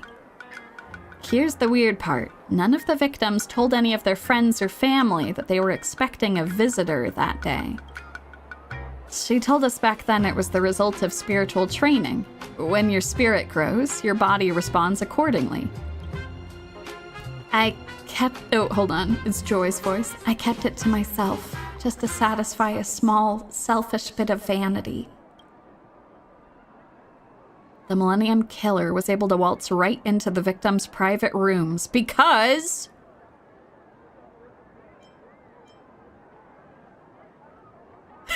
the killer snuck in the room using ninjutsu. The killer was the victim's roommate. The victims were hiding something. All these victims targeted by the Millennium Killer had their own reasons to conceal the fact that they underwent cosmetic surgeries.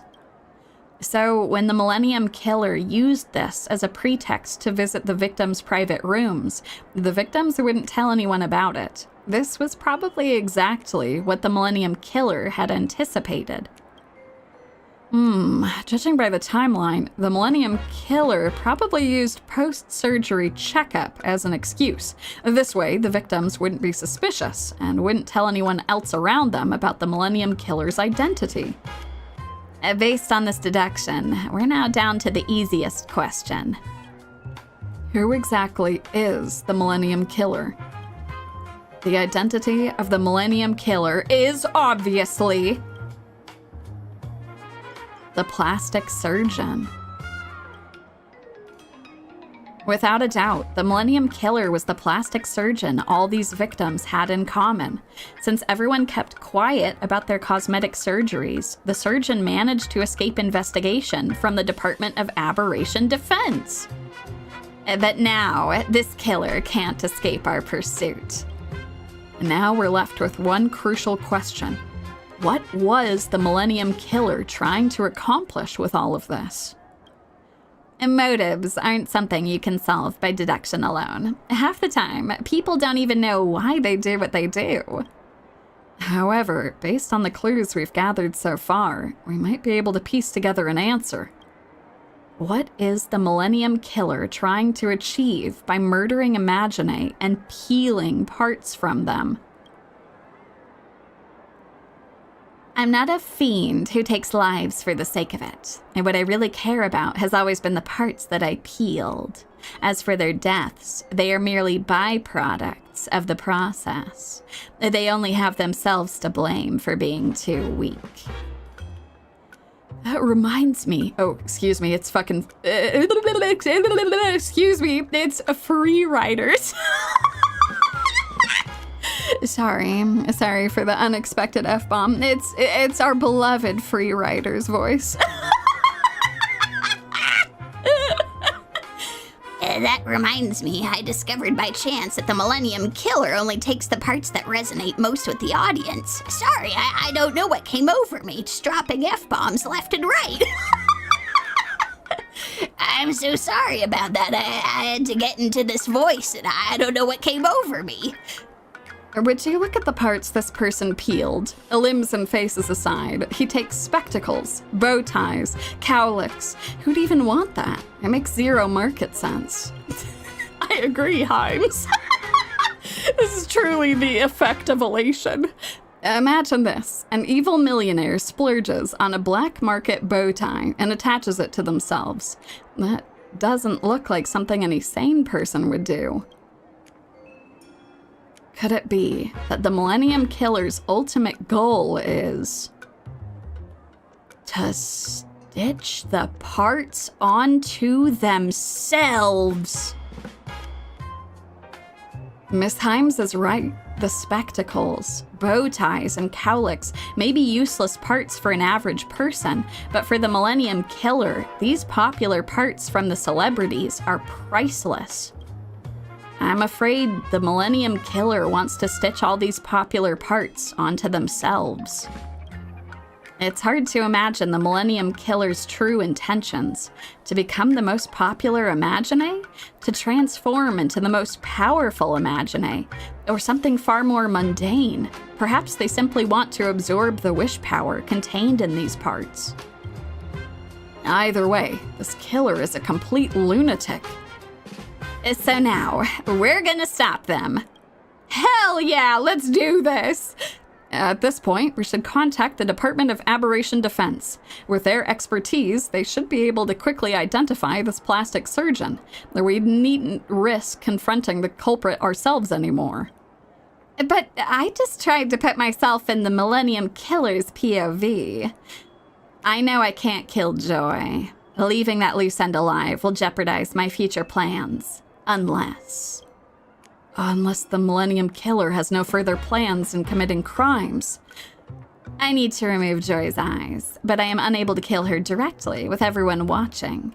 The safest approach would be to make her my last victim. Oh no, we have to go help her! It looks like whatever the Millennium Killer plans to do with Joy's eyes, time is running out. The killer is about to carry out the final step. Oh god, we'll have to track down the culprit ourselves. Let's work on both fronts. We'll notify the Department of Aberration Defense while taking action ourselves. And now we need to find @Lone Freerider. He's probably got the scoop on where these celebrities get their plastic surgeries done. Freerider! This is very important. Hurry! Quickly! We must go! Blazing hot, fiery strong, insanely spicy. Freerider, help us! Mr. Ashvale, why are you back? No. Don't tell me the Millennium Killer's after me now. Oh no, you have to protect me, Mr. Ashvale. I told you no one's trying to kill you. Time's short, so answer quickly. Where do you and your friends usually get cosmetic surgeries? I usually go to Campbell Imagenesis Surgery. It's a top plastic surgery clinic in Planarcadia. Pricey, but the results are incredible. Not the premier clinic. I need somewhere secret and private. A place that won't leave any records. What options do I have? So Miss Sparksy struggles with that as well. However, as you know, because we Imagine are so malleable, the law mandates that all our cosmetic surgeries are documented. But for the sake of their image, persona, self-esteem, vanity, and all that messy stuff, most people don't want others to know about this. Apparently, some Imagenesis clinics secretly offer underground cosmetic services. Don't tell anyone I told you, but there's a top-rated clinic, in our circle. They're highly skilled, reasonably priced, and their legitimate medical services are excellent too. It's called Isle Clinic. Bum, bum, bum! It was the doctor! Hurry, we have to go and stop him! I'm Isle, an Imagenesis doctor. Where's the patient? Oh my god! Oh shoot! We gotta go kick his ass! Thanks, Lone Freerider. We'll head out first and contact you later. Oh god! We have to go! Quickly! We have to save her! Okay, quickly now. I should have known. I should have been suspicious of the doctor. Oh god! Oh, that's so sad, but he just seemed like a good person who was trying to help out. Let's split into two teams. One will contact the Department of Aberration Defense to organize police forces for the arrest. The other will head straight to Isle's house. We can't let him escape, no matter what. You got it! Let's do this! All right, so who's gonna block the door? Just saying. I'm not too keen on having a face-off with some serial killer. Miss Kuchiba has authorized Yumi to investigate the case, so Yumi should be the one to confront the suspect directly. Oh god, all right. Do you all have your bats ready? It's time. So the question isn't about which of us contacts the Department of Aberration Defense, but rather who Yumi chooses as her companion. Dang it, to think we're leaving the choice to this little grayhead. Whatever, you can pick whoever you want, but I'm not keen to confront a serial killer. Come on, you're supposed to be our top pathstrider. Don't tell me you're scared of a serial killer. It's not about my capabilities. It's just that I don't wish to talk to a creep. That's so gross. Don't worry about her, Yumi. It's your call. Who do you want to team up with to catch the Millennium Killer? Oh, God! Part of me wants to take her with me, but I also kind of want to see what Ashvale does. You gotta earn your keep here at Furbobocom, so come on. You and me, Ashvale. All right, let's head out. Let's do this, y'all. Stay safe. I'm off to snitch to the Department of Aberration Defense.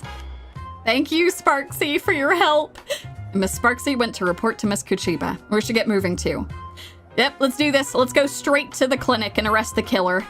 That being said, the Millennium Killer is going to be pretty dangerous, so both of us need to be careful, all right? The Millennium Killer probably didn't expect us to have already uncovered the truth. Time is of the essence. Let's go. Yeah, exactly. We need to see if he can do anything without the narrator. This is of utmost importance. Oh, God. Oh, God. It's still early. Come on. Where to now? We gotta stop the killer, Bubbles. Okay. Let's go. Please let there still be time. Look, Isel is right over there. Time to get some answers. Dr. Isel, do you have time for a quick chat with us?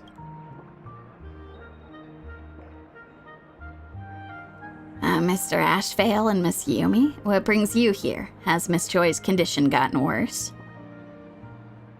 So you're the Millennium Killer, huh? Villain! Surrender now!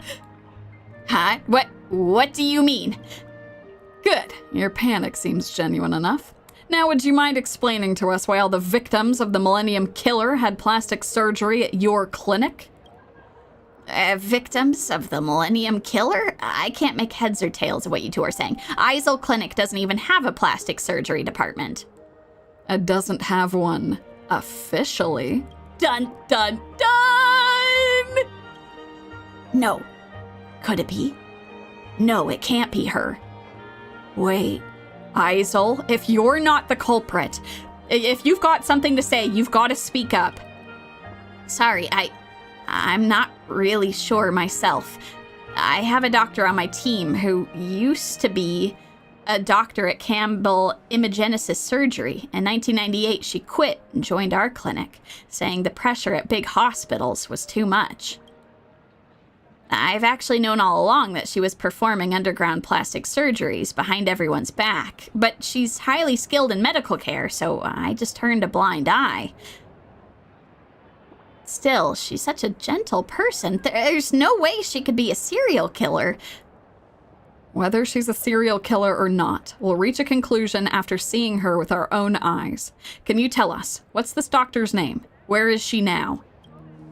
Bartoli Miranda. Her name is Bartoli Miranda. At this hour, she usually takes walks around the plaza. All right, thanks for cooperating. Let's go, Yumi. Time to meet this Miss Miranda. You know, Isel might be lying too. Would she still go for a walk at a time like this? Don't worry, he's not lying. I can tell. Ashvale, you better be right about this, I swear to God. Okay, Isel. Ooh. Okay, let's see. Where do I want to go from here? So I can go up and around this way, I think. Ooh, I could go up and around through that corridor, though. We'll just run around this way. Okay, let's go. Ooh, let's go. I know, isn't this incredible? These side quests are so good. Bartoli Miranda. Excuse me, are you Miss Bartoli Miranda? Guess having too much of a routine isn't the best idea. Makes it way too easy for detectives to track you down. Of course, if you've got nothing to hide, you shouldn't be afraid of a detective tracking you down, right? Millennium Killer. I've always hated that moniker, just because of the— Oh my god! Oh my god, she's already stitching herself together. Just because of the incident that happened in 1999. They went with Millennium, just because many imagine I died. They had to label me as a killer. Oh god! Were they supposed to call you something else? You're not even gonna try to talk your way out of it? No, I didn't get to where I am today just to bicker with fools. Since you two aren't just any random nobodies, I suppose I don't mind explaining why I did this. I used to be an excellent plastic surgeon, and most of my patients ended up becoming prominent, head-turning stars. Yet regardless of how much attention and glamour these worthless people, who owe all their success to the favors I've so kindly bestowed upon them, receive, I am still just a nameless doctor. This career path threw me off balance for a while, but I pulled myself together pretty quickly. You can't keep tearing yourself apart. I thought maybe instead of being a benefactor, I could be a sower. So I came to Eisel's clinic, where I secretly planted the parts I needed in those fame-hungry fools. When they truly became famous, those eye-catching parts I created will already be brimming with wish power, ripe for my harvest. Oh, God! Sky! She's the purple trader! Yes, she is! Yes, she is! So I've made it clear. I'm not a killer. I'm merely following the natural law of sowing in spring and reaping in autumn. Once the harvest is complete, that is, now, I will transplant all these parts onto myself. Doesn't it give you the joy that a bountiful harvest brings? Now my body is entirely made up of the most eye-catching parts in Planarcadia. In this age where attention is king, I have already taken the throne. I crown myself ruler of gazes. I fear neither the Security Bureau nor the Department of Aberration Defense, and least of all you so-called supplicants. I am ascending to godhood, and mortal laws cannot bind me. Oh, God! You know, ascending to godhood isn't that easy. You're just a god-awful lunatic at best. You tell him. Thank you, Ashvale. It's just the reaction I expected. Whatever, I'm not going to argue with the dead. Oh my God! Just stop calling me the Millennium Killer, and don't call me Bartoli Miranda either. I have a brand new name, a noble title, befitting the ruler of gazes, Franken Official. Oh no, she's literally a Frankenstein! Ah! What a dumb name. After killing so many Imaginae, this is what you cobbled yourself into? Do you actually think this looks good? Mock me all you want. I shall grant you forgiveness through a merciful death. There's no reasoning with a complete lunatic. Get ready for battle, Yumi.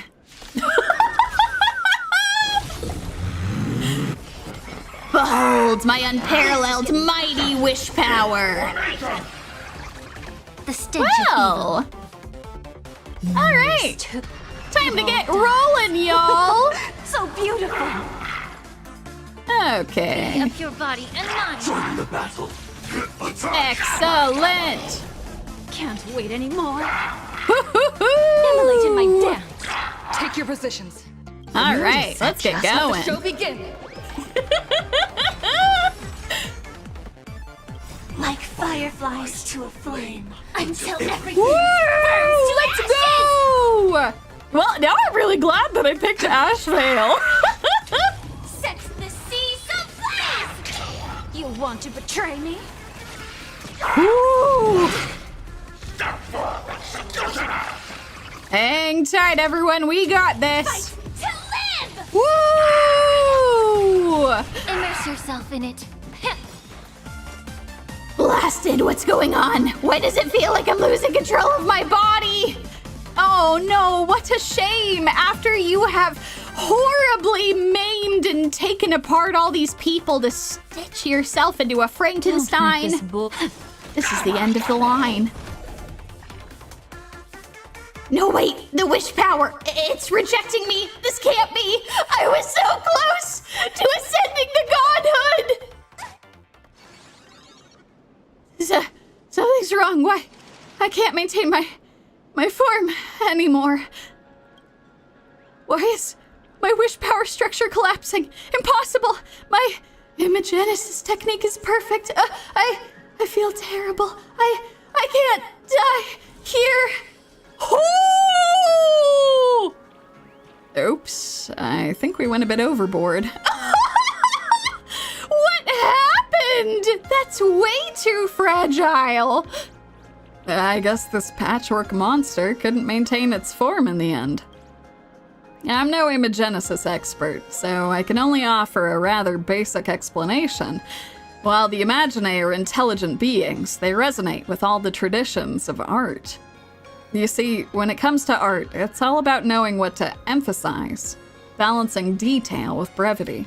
If a painting, novel, or song tries to emphasize everything, then it's essentially the same as emphasizing nothing at all. Oh, that was rather profound, Detective Ashvale. Similarly, if an Imaginae's entire body was made of the most eye-catching parts, they'd end up like this Frank what's-her-name, unable to maintain their form. Just a few hits with a bat and they'd turn into, well, this.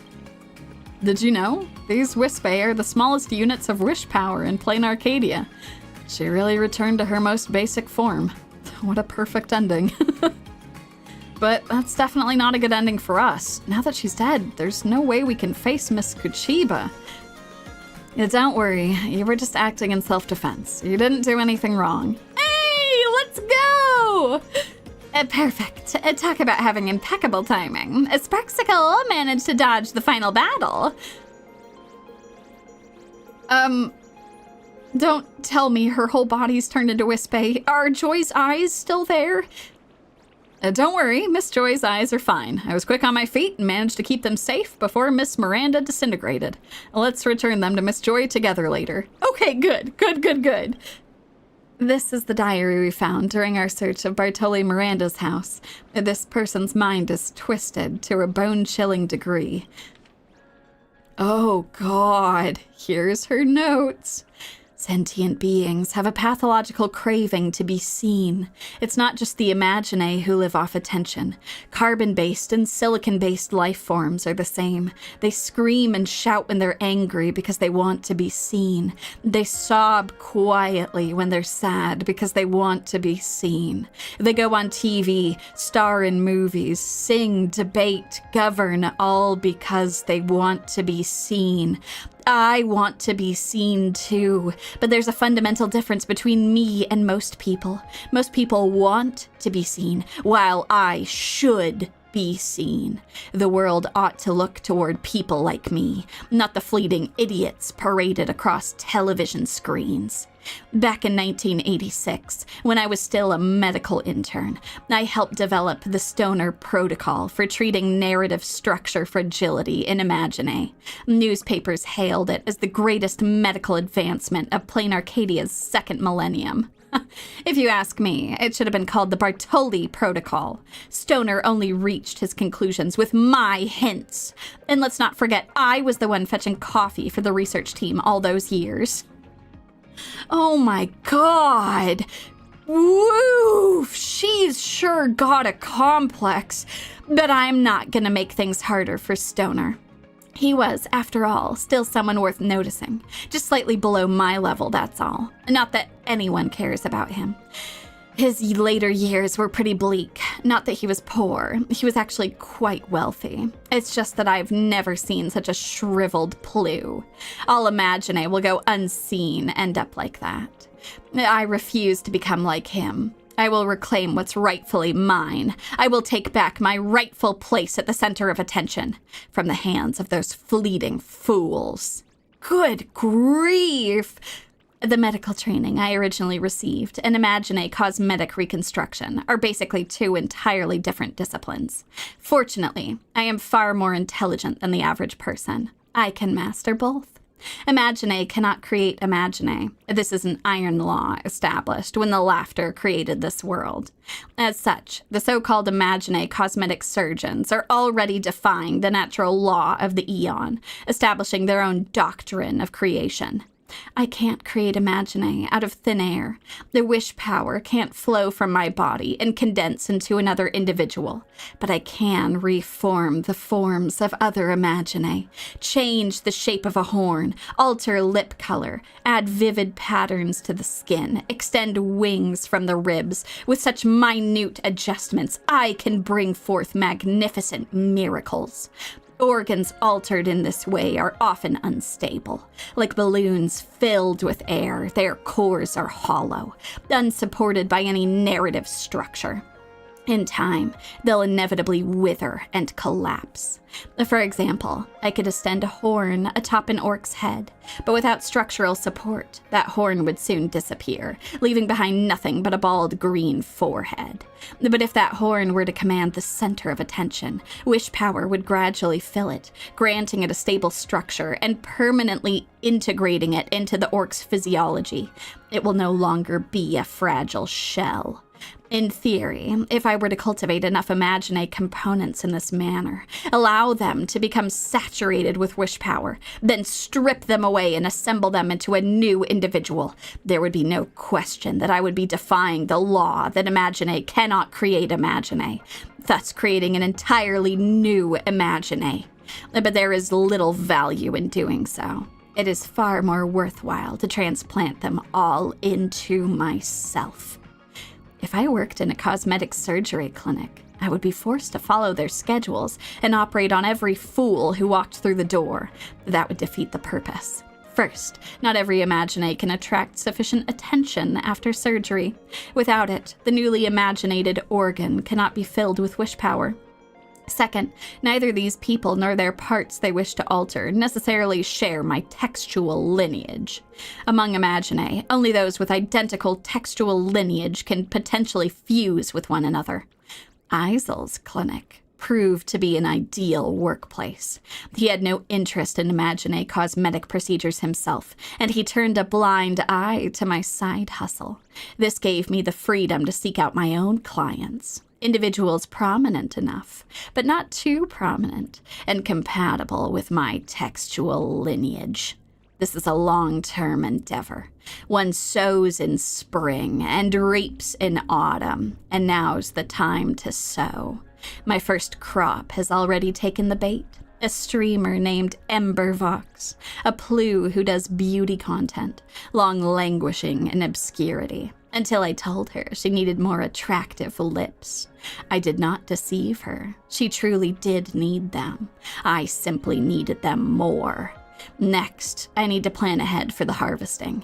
I'm thinking, if I make a house call under the guise of a follow-up examination, that should lower their guard. When that time comes, I should... Oh, God. The rest of the text has been heavily redacted by Dad. It is presumed unsuitable for public disclosure. Yeah, it's probably describing how she'll painfully, surgically remove all of these parts. Oh, God. One question remains. When my entire body is covered with parts taken from other Imagine, I will likewise require vast amounts of wish power to fully stabilize these structures and truly make them mine. So once all harvesting is complete, I will have no choice but to expose myself to the public eye. That may mean arrest or death. It does not matter. I am not particularly concerned with how long I live. In the modern age, everyone can get their 15 minutes of fame. I only want my 15 minutes. Oh, that's terrifying. Good God. I'm really glad that we were able to stop her. Thank you both for your hard work. I also want to apologize for not being able to arrive at the scene in time to provide support.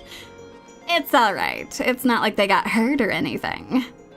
I don't go around forgiving people on others' behalf.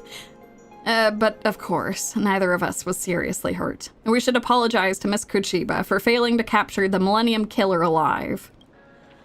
Ooh, don't sell yourself short. I've also made some...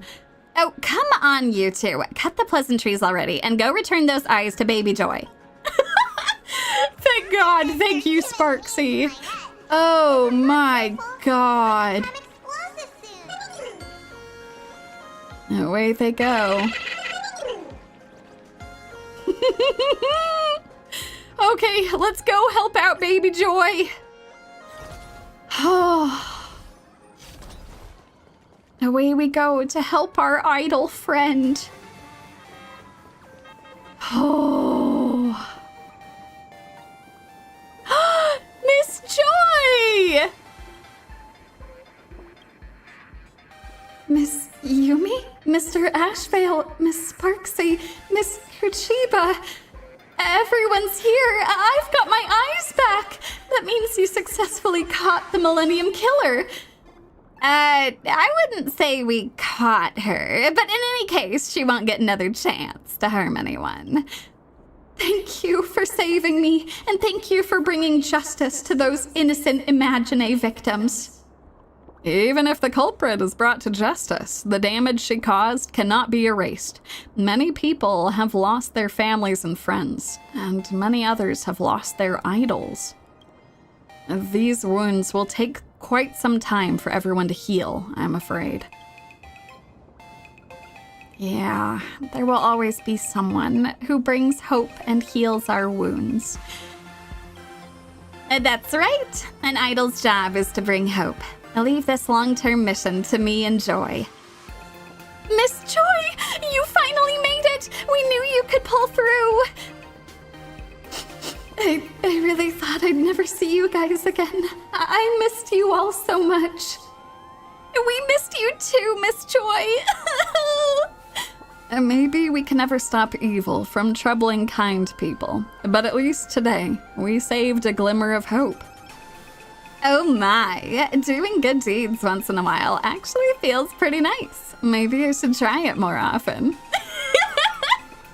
That's wonderful!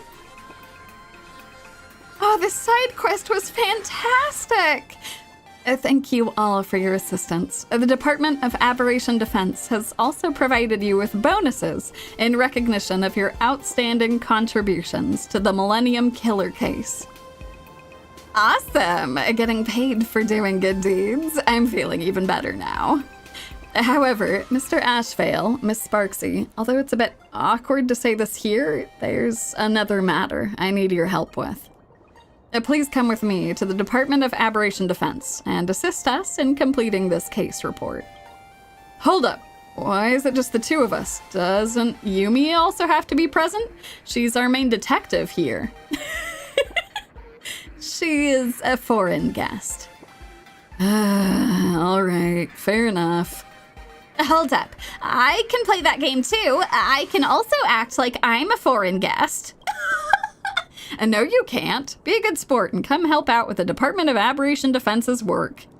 I take it back. I'm never doing good deeds again. Looking back now, I really did crack a major case. In that case, aren't I making a name for myself in Planarcadia's criminal history? Detective Yumi is successful once again! That came out wrong. I made myself sound like a criminal. Anyway, I took care of something major. How delightful. Love that for me. Oh my god, that was so good! That was such a good side quest! I want to listen to Joy and her fans! Joy and her fans are caught up in their emotional reunion. Better not disturb them for now. Oh my god, that was so good! I'm so glad that we started with that one! Oh, that was also really, like... it was very poignant in a lot of ways, too, of, like, how difficult the world of entertainment can be. I mean, real talk. Like, have thought about this a lot, you know, like as a streamer. It's something where I made a really big investment to actually improve my model so it could follow my face better. I could make all kinds of fun expressions and things. And I think that that has been something that has paid off, an investment that has worked out really nicely. But it's also a bit of a gamble when you're trying things like that. More than anything, I just wanted to be able to show off like all of my facial movements a lot easier and things. Like, I want you folks to know that, like, you folks are all beautiful. Regardless of who you are and where you are in the world, you all are beautiful people. And if it's something where you want to have fun makeup that you put on, if you want to do fun things with your clothes, just whatever it is that makes you feel confident, that is the most important thing. I have had some really incredible friends who have done the coolest shit with makeup. Like, oh my god, they looked so good. I personally never did makeup because my skin can't handle it. I am allergic to many things. A horribly enfeebled snake. But I always thought it was really cool seeing the stuff that folks did. Then for me personally, I've had a lot of fun accessorizing. I have a lot of fun like decorating my purses. I have fun putting together cool outfits and things. Accumulating many shoes for certain purposes. And it's just having a great time with y'all. But yeah, I don't know. I think it definitely, like, if I'm being brutally honest, I think it has helped a lot that I have a very expressive model now. And it's nice that, like, all of the stuff that I had hoped that I was able to communicate with my facial expressions and my reactions, I can do a much better job with that now. But I'm also really grateful for where I started with my own homemade model where I'd made like the illustrations and rigged it myself. It worked for what I needed to do. And I'm really glad that I was actually able to get something that is a lot more expressive now. I still did all the art for this one though, which is nice. I still wanted to be involved in that part of it. And I think that worked out really beautifully. So that was fantastic. I'm really happy we were able to help Miss Joy. I'm so sad for all of those other idols and other performers who very tragically lost their lives from someone who was just wanting to exploit them. How sad! They finally got their big break. They got some eyes on them, no pun intended. They got some attention and everything, only for that trust to be betrayed. That's so tragic. I'm really happy that we were able to help Miss Joy and that her fans are still able to celebrate with her. That's fantastic. Oh my god, that was amazing. Okay, well, let's go. Oh my god, we've got some news from our Furbos, and then I've got one other side quest I wanted to do with you folks before we go and check out the Sinwish Syndicate's office. This has been fantastic. Before we hop into our next side quest, it's been about 2 hours already, so make sure if you folks have something to drink, have that right now. Otherwise, go grab yourself something. We'll have a hydration check, and then we'll go hop into this.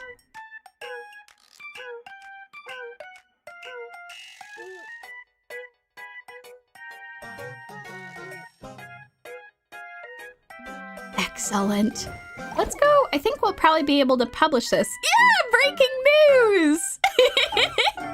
The Millennium Killer taken down by Good Samaritan. Look at the wonderful selfie. That's fantastic. Hashtag Furbo Expose. A Department of Aberration Defense spokesperson has confirmed that the Millennium Killer, responsible for 18 murders in Planarcadia this year, had a chance encounter earlier today in Duomension City with 2 helpful citizens assisting with the investigation, resulting in a violent confrontation.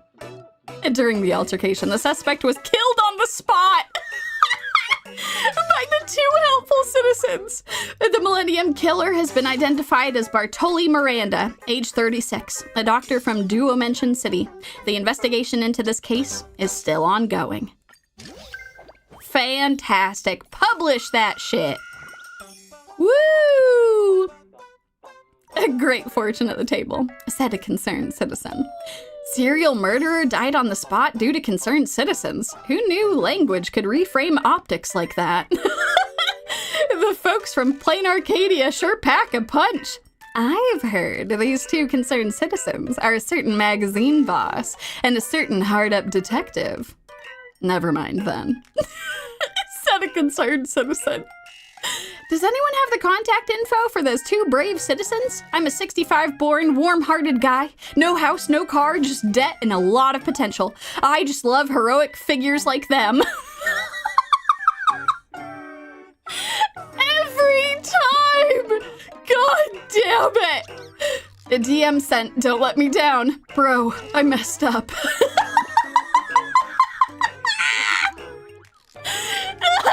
It got more than you bargained for from that detective passing by. Good riddance. Pop the champagne. Woo! This does call for a proper celebration. It sucks that we couldn't officially put her on trial, but whatever. Zero Mention City is rid of that menace at last. Looks like night strolls just got a whole lot safer. God damn, that was fantastic. We did such a good job. Well, I guess what we'll do right now is we'll go... Before we do, before we talk to the Furbos, let's go complete another side quest real quick, and then we'll go talk to them. Okay, so the other side quest that we want to help with is this one. Super Alloy Overlord. Has anyone seen my body? I parked it in the hangar yesterday before flying off, but when I checked this morning, my body had completely vanished. Someone must have put on the wrong one by mistake. Please contact me ASAP to return it. That's my only body. Moment, that picture in the newspaper had 3 detectives and 1 imposter. We all know who the one imposter was. You know, he did pretty well for himself. I was proud of him. He had some poignant things to say. Alrighty, let's go. It's time for 30 first dates. Alright, Bubbles, we got some more crimes to solve. Hello, Headless. Oh, my God. Wait, this is just the body. This is just the body. Oh, no. Normal Mechatrons are a common sight cruising the streets of Duo Mention City, if they aren't just randomly parked on the sidewalks. Let's knock on its chest? Hello? Maybe it's the bat you're carrying, but your fingers suddenly itch with the irresistible urge to break something. A thought that goes through my head every single day. And this Mechatron, it's sturdy enough that a few taps shouldn't hurt. Stop banging! The vibrations are killing my chest! Ow! I'm sorry. Who are you? Shh, don't look around or make a fuss. Just treat me like a normal Mechatron. Otherwise, she'll notice. Did you put on the wrong head? Are you a human or imagine? Huh? Don't you get it yet? I'm not even a Mechatron. I'm Soren, Deputy Chief of the Resource Allocation Office at the Department of Aberration Defense. They put on this Mechatron as a disguise to escape her pursuit, but I didn't expect it to be so complex that I got myself locked inside. Wait, what? The wind just blew my helmet off, but I can't bend down to pick it up, so now I'm just straight up a walking target. Perfect timing. Quick, help me get this thing off. Once we make it back to the Department of Aberration Defense, I'll make it worth your while. Who exactly is she that's following you? She's my ex-girlfriend. No time to explain. Just get me out of here, please. I'm begging you. Swapping your flesh for a Mechatron shell. Guess you're done being human, huh? Darling, there's no need to be afraid. Perhaps we can start over, from the moment we first met. Low, hoarse, icy. The voice is nowhere and everywhere, like a curse faded, like a curse out of a ghost tale, clinging to the air long after it should have faded. Did you hear that? She's gonna kill me. She's gonna haunt me forever. Help me quick. It's your civic duty. Alright. It's no big deal anyway. Nice job. Now let's make a run for it. If she catches us, it's over. Oh God, faster! She'll only lose some wish power, but I'm betting my actual life here. Wish powers. The one chasing him is an imagine. Oh my god, he's schmoovin'! Quickly! Come on, Bubbles! We tried every single. Look at me! Oh god, he's out of breath, just like me. Looks like we lost her for now. Let's catch our breath. I can barely run anymore. Oh, right, thanks. Really, you did a good thing. Feel free to be proud of yourself. What was all that about? Mind telling me what the hell is actually going on? As you can see, I'm being hunted down by the love of my life. Lately, her face is all I see in my dreams. Her name is Sapone, and she's my girlfriend. It's been almost a month since we met. No one has ever stirred my soul quite this way before. If I am an imagine, then she is the phantasmoon that illuminates me. She is my light, my sustenance, my everything. Duo Mention City's #1 Romeo, me. But a few days ago, she suddenly changed into a completely different person, radiating pure hostility. I thought she was just in a bad mood and needed some space, until this morning, when I woke up from my dream and found her standing by my bed with a knife! What? This isn't her. Some aberration must have possessed her to make her desecrate what we had. Now, let me get this straight. Is she an imagine? Yeah, a really pretty one, too. Every story begins with an unexpected encounter. I fell in love at first sight, and she didn't turn me away. And just like that, love blossomed naturally and unexpectedly. And then came the blissful honeymoon phase. I was completely lost in her tenderness. We are just so compatible, or at least she's compatible with me. Somehow she just hits all my sweet spots perfectly. The heart finds its way back to the same soul 1,000 times, 10,000. That is the secret that keeps love forever young. I digress. It's true, she is an imagine, but my heart is hers, and that is my truth. There's really an aberration that can make someone turn from being perfectly loving to trying to kill you?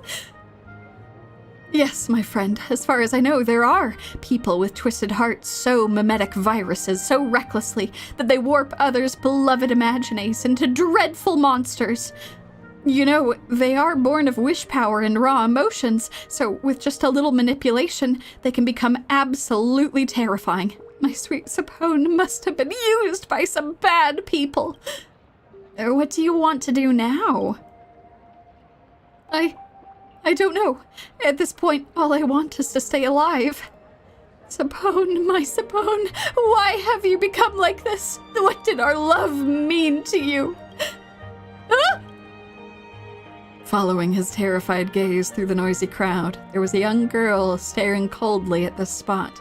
No expression, no words. Even on a bustling street, the hatred in that gaze still cut through the air, sending chills down your spine. Is that the Sapone you were talking about? Yes, or rather, she was once Sapone, but now she's nothing but an aberration consumed by bloodlust. For my sake and for yours, I'm begging you, stay away.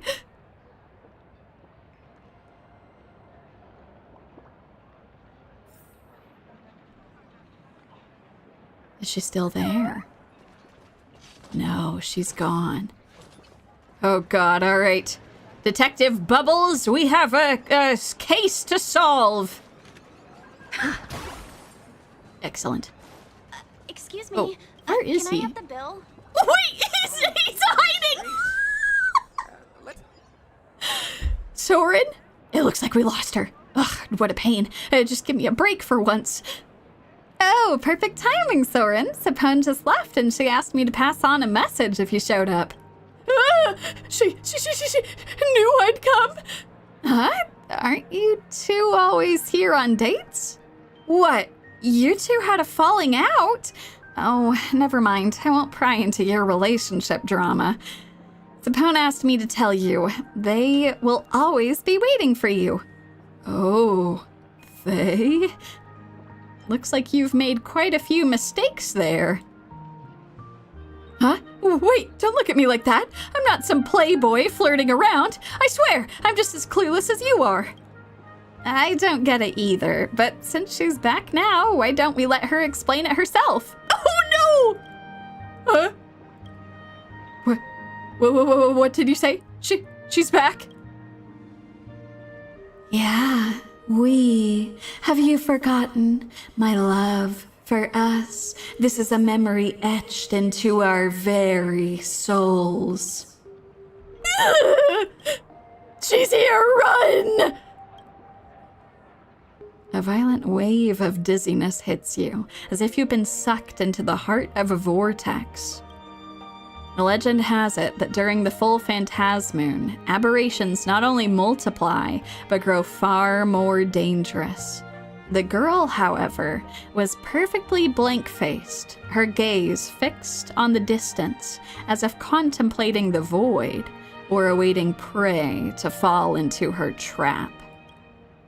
Then, a scream tears through the silence. Wait! Help! Oh, God. Excuse me, can I have the bill? Yeah, I'll let you handle that bill. Ugh. Yeah, no, this has become another horror story. Oh, God, he's running. He's so fast. Come on, Bubbles, we gotta catch him. He's running so far. Sapone, more Sapone, countless Sapones. Fill your vision, swarms of Sapones. No, please don't kill me. Help, I beg you. Darling, what's wrong? Why are you running away? Didn't you promise we'd be together forever? I did, but that wasn't this you. Just look at yourself. You're terrifying. How am I supposed to love you like this? And what did I do wrong? All I ever wanted was a perfect eternal love. My love for you was real. Am I wrong? Isn't that what love is all about? Fresh, pure, intoxicating. If anything, you're the one who's asking far too much. You're the one who's desecrating our love. My love? I love you. I love you every single month. Hey, I love you. Are you listening? Stop yelling. Stop pestering me, please. Okay? Baseball raccoon now. Do something. My imaginary creation has gone berserk and turned into a monster. She's trying to kill me. So, you do know me.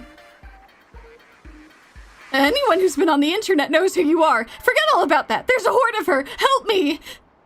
You notice that when the title Baseball Raccoon is mentioned, the girls named Sapone seem to shift their gaze slightly in your direction. Sapone is the imaginary you created. That's illegal! Is there a problem? I created her and then fell in love with her, or the other way around. It doesn't matter. The Fake-Kind Protection Act has long affirmed that true love is possible between humans and imaginary. Besides, she's the only one who can give me the affection I yearn for. You work for the Department of Aberration Defense! Oh my god! Anyway, murder is illegal. You have to help me. I can contact the Department of Aberration Defense to handle this. No way. That's where I work. If colleagues find out about this, I won't be able to face them. Hey, can't you figure something out with that invincible bat of yours? Taking out a few imaginary should be a piece of cake. Just wham, and it's done, right? There are procedures to go through when imaginary are being created. You clearly abused your position to create your own imaginary girlfriend and bring her to life. Or is it the baseball raccoon just not interested in serving justice for those in need? That's not true. Seemingly provoked by the words, all Sapones simultaneously raise their hands. Following Sapone's finger, you spot a weathered drawing board with a faint, flickering canvas. This is me. Please take a look at me. Oh my god. The chaotic colors on the canvas have been layered over so many times that the subject is a total blur. Even so, you can just barely make out a silhouette and a tiny line of text on the edge of the frame. To Sapone, the love of my life. At the bottom, the signature Soren is clearly visible. This is me. Please take a look at me. Can I talk to Sapone? Sapone shows no reaction to your words. Perhaps her consciousness is already fragmented and incomplete, and she has lost the ability to communicate with the outside world. It seems you won't be able to get her opinion on this. Oh God, touch the frame. Intense colors instantly envelop your consciousness, and along with it, besides the pungent smell of ink, there's also a hint of bitterness, intertwined with the scent of ginkgo leaves.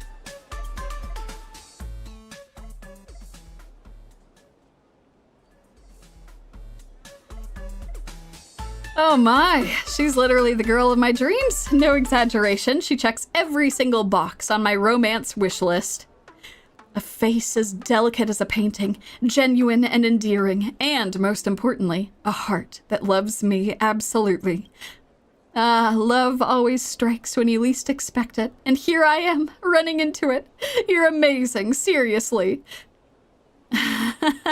My principle has always been simple, to satisfy the customer's needs. And whatever you want, I can draw it for you. Oh no. But you know, private creation is illegal. Risks always come with a price. I got it. The Department of Aberration Defense license, guaranteed to be as convincing as your illustration skills. What's her name? He was forging licenses, pretending like she was legally a created imagine. Names are the first connection. The privilege of naming, of course, should be left to the customer. Let me think. What do you like? I like Soren. Such a direct confession makes my heart race. A young girl's sweet whispers are always so wonderful. I could listen to them forever. Soren! So, next question. What do you want? I want Soren to like me. All right, if you can forever remain the way I love you, I'll give you all my love without holding anything back. Now let's continue. Next question, what kind of person do you want to become? What, you want to inspect the goods thoroughly? Oh no, it's not about inspecting goods. It's precisely because she's not merchandise that we need to verify. People are always hardest to see clearly and the most fickle of all. I want to become someone Soren likes. Oh my God, this is so awful. I'm so sad for her. Nah, you can't be someone I like. Soren doesn't like? Like is such a fickle word. I want you to be my ideal lover who always thinks 2 steps ahead. Got it? I might not know what I like, but you have to. Don't worry, though. I'll teach you step by step. I'll do my best. Out of all the clients I've had, you're definitely the weirdest one. You look like such a bad boy, but you're actually super innocent. No, there's definitely something bad that's going on here. Yeah, I know, right, Illyria? The whole knife-wielding part is starting to feel a lot more reasonable. What I want is the most perfect, everlasting love. Sapone. I'll call you by this name I found in a story. A pure maiden, like a white flower. From now on, your name will be Sapone. Sapone. My name is Sapone. Oh my God. Is this Sapone's memory? Maybe I can find some clues about the incident here. Oh, this is wretched. Bubbles, we have to save her. This was how Sapone and Soren first met.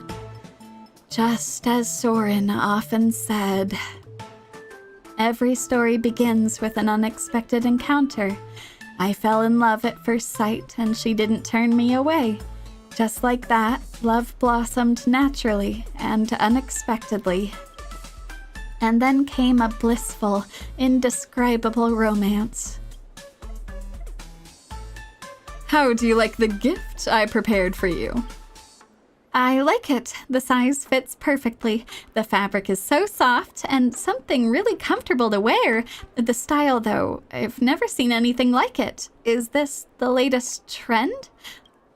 Not really. It's a school uniform that students wear to school. If anything, it's more like an outfit that shows your identity. So, Sapone is headed to school, then? That would be unnecessary. I'll teach you everything they teach at school, and even more. Besides, according to your character settings, you're already quite smart. That's so creepy that he's dressing her like a high schooler. It's so creepy. Sapone is smart, but she still can't figure out what Soren likes. And no one can truly explain what they like. Like is such an elusive and intangible word. Every day, I'm a brand new version of myself. I love everything with all my heart, but I can't stop myself from dying over and over again. So just pour your heart into loving what you love right now, and remember it at its most brilliant moment. True. There is no amount of despair that can be properly communicated. This is absolutely terrifying. Meanwhile, I'll keep it in my heart for as long as I live, the moment when Sapone was at her most beautiful.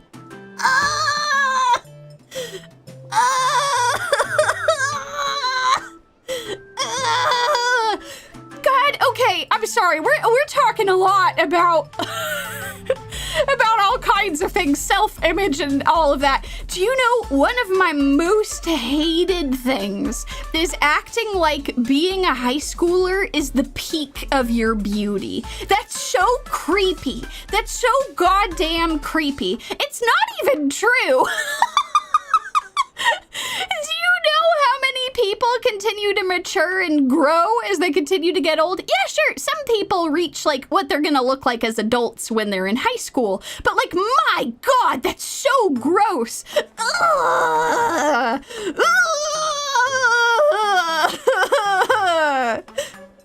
When Sapone was at her most beautiful? That's what we'll be doing together from now on. Keep exploring and creating until we're satisfied. All right, put this outfit on. I really like it. She's just a doll. She's just a dress-up doll. Oh my God, this is so creepy. We need to save her. We need to save her. Ah! Oh my God. Going out with Soren again. What should I wear today? Oh my God, look at all the different looks. Dress to impress. Try a more mature look. Keep it casual. It's dress to impress time. What a unique outfit. I've only seen it in magazines before. I remember Soren's assessment of it. Mysterious and dangerous, yet possessing a captivating magic. Sapone doesn't understand. Am I supposed to wear this outfit today? Oh my God! You know, that's true. This dude, justice for poor Scott. God, all of the slander I've given to Scott after all of this time. He was just, he turned over a new leaf, was trying to reform his ways. This dude is so creepy, abusing his position to have his creepy imaginary girlfriend to be turned into a real person. Try a more mature look. This kind of somewhat mature outfit appears on TV all the time. I remember Soren wasn't too fond of it. His comment at the time was, "Life is a process of gradually becoming boring, and I don't want that." He doesn't like the more mature outfit on her. Oh God, let's think about it. Keep it casual. An outfit perfect for going out. You can see people wearing it on the street through the window. I remember Soren dismissed it with contempt, leaving only a brief comment. Boring. Oh, this was the outfit that she's been wearing when we just saw her. This was the outfit that she chose for herself and he didn't like it. Sapone doesn't understand. Am I supposed to wear this outfit today? Oh God, I guess we'll pick the outfit I want to pick the one that she likes, even though I think historically she would have picked this one. Because she's always trying to please him. Oh my God, this is awful. I want her to wear the one that she wants. Keep it casual. Let's see what happens when we pick this one. Oh my God. Sapone, haven't you changed yet? Hurry up, I made a reservation at the restaurant. Oh God. I feel like he's gonna be so mean to her. Sapone, are you ready? We should head out. I found some nice clothes in the closet. Soren, do you like them? Soren doesn't like? It's passable. It suits you, but something feels off about it. Can't quite put my finger on it. Whatever, let's just go with it. Okay. I'll get the bag for going out. The one you bought me last week. You said you really liked it. With that bag, in that case, Sapone, I've got an idea. Why don't you switch back to your original outfit? It matches better with the bag and suits the current weather. Yeah, I like that set today. Okay. I'm so sad! I'm so sad! Hey, Soren, out shopping with Sapone again. What would you like to drink today? Just plain lemon tea will do. Remember, no sugar at all. Sweets will only dilute my sense of happiness. There you go again, talking like a philosopher. Hey, Sapone, want the same fresh milk as last time? Last time? Have I been to this store before? Oh no! Don't tell me that he just creates more and more copies of her. What do you mean by last time? Don't you remember? We came to the shop last month. Let's give her lemon tea. Today is perfect for a taste of something sour. Huh? Did I remember wrong? I thought Sapone was with a girl with a major sweet tooth. Or was it you who ordered that extra sweet drink for her? That was last month. It's totally normal to change your favorite tastes. If anything, it'd be weird if they never changed at all. But I don't remember. Don't overthink it. What does love look like to you, Sapone? Oh, God. Oh, all these options. It's sweet like milk with sugar. It's sour like a bitter lemon tea. It's colorless and tasteless, just like purified water. I don't know. Having no opinions of your own won't do. Nobody likes a mere puppet. At least I sure don't. Ugh! This man! How dare you! You have trained her to be a puppet, and then you have the gall! I'll give you another chance. Think it through. It's sweet, like milk with sugar. An interesting analogy with beverages, but my dear Sapone, you seem to have overlooked the most fundamental aspect of the question. And now, you and I are together, and that's what love is about. Pure love doesn't need any external definition. Forget those materialistic, shallow thoughts and what others might say. If your heart tells you it's love, then it's love. Is this love? What does my heart tell me? Sapone? Sapone? Spacing out during a conversation isn't polite. I don't like that. I like being with Soren. Ugh. Stop flaunting your love in front of me. You two are always in the honeymoon phase whenever I see you. Hey, Soren, what's your secret? I don't think this is the honeymoon phase at all. My God. It's nothing special. Just putting my heart and soul into nurturing my love life. Oh my God. Sapone, my girl. This was the love story between Sapone and Soren, just as Soren often said. We are just so compatible, or at least she's compatible with me. Somehow she just hits all my sweet spots perfectly. However, when the tide of passion recedes, fatigue quickly surfaces. Soren, let's go shopping together. Look, I'm wearing the clothes that you like, and I'll bring along the bag you gave me. We'll talk about that later. I've got a gaming session lined up. Oh, all right. Oh, right, that comic you like got updated. When you're free, let's go to the bookstore together and get it. I can't wait to see what happens in the raccoon story. Oh my God! Oh, that? Well, I already saw it online. Want something to drink? I'll go get it for you. Still your lemon tea without sugar, yes? I'm sick of drinking that. Can you just leave me alone? All right. Oh my God! Shig! You might be right! Soren doesn't like being disturbed. I'm not sure what to do. I guess I'll watch some TV. He's been editing her as his tastes change. That's why her art was so blurry. Oh my God, this is awful! Welcome to today's episode of Please Be Happy, where you define what happiness truly means.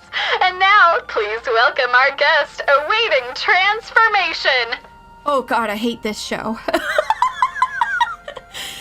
Here's the thing, I shouldn't hate this show. It has done some good. It's helped some survivors to get in contact with the people who wanted to help, trying to be happier, but my God, the amount of corruption, you just wouldn't believe. You're gonna have to go and read all of the gossip on Moonshot.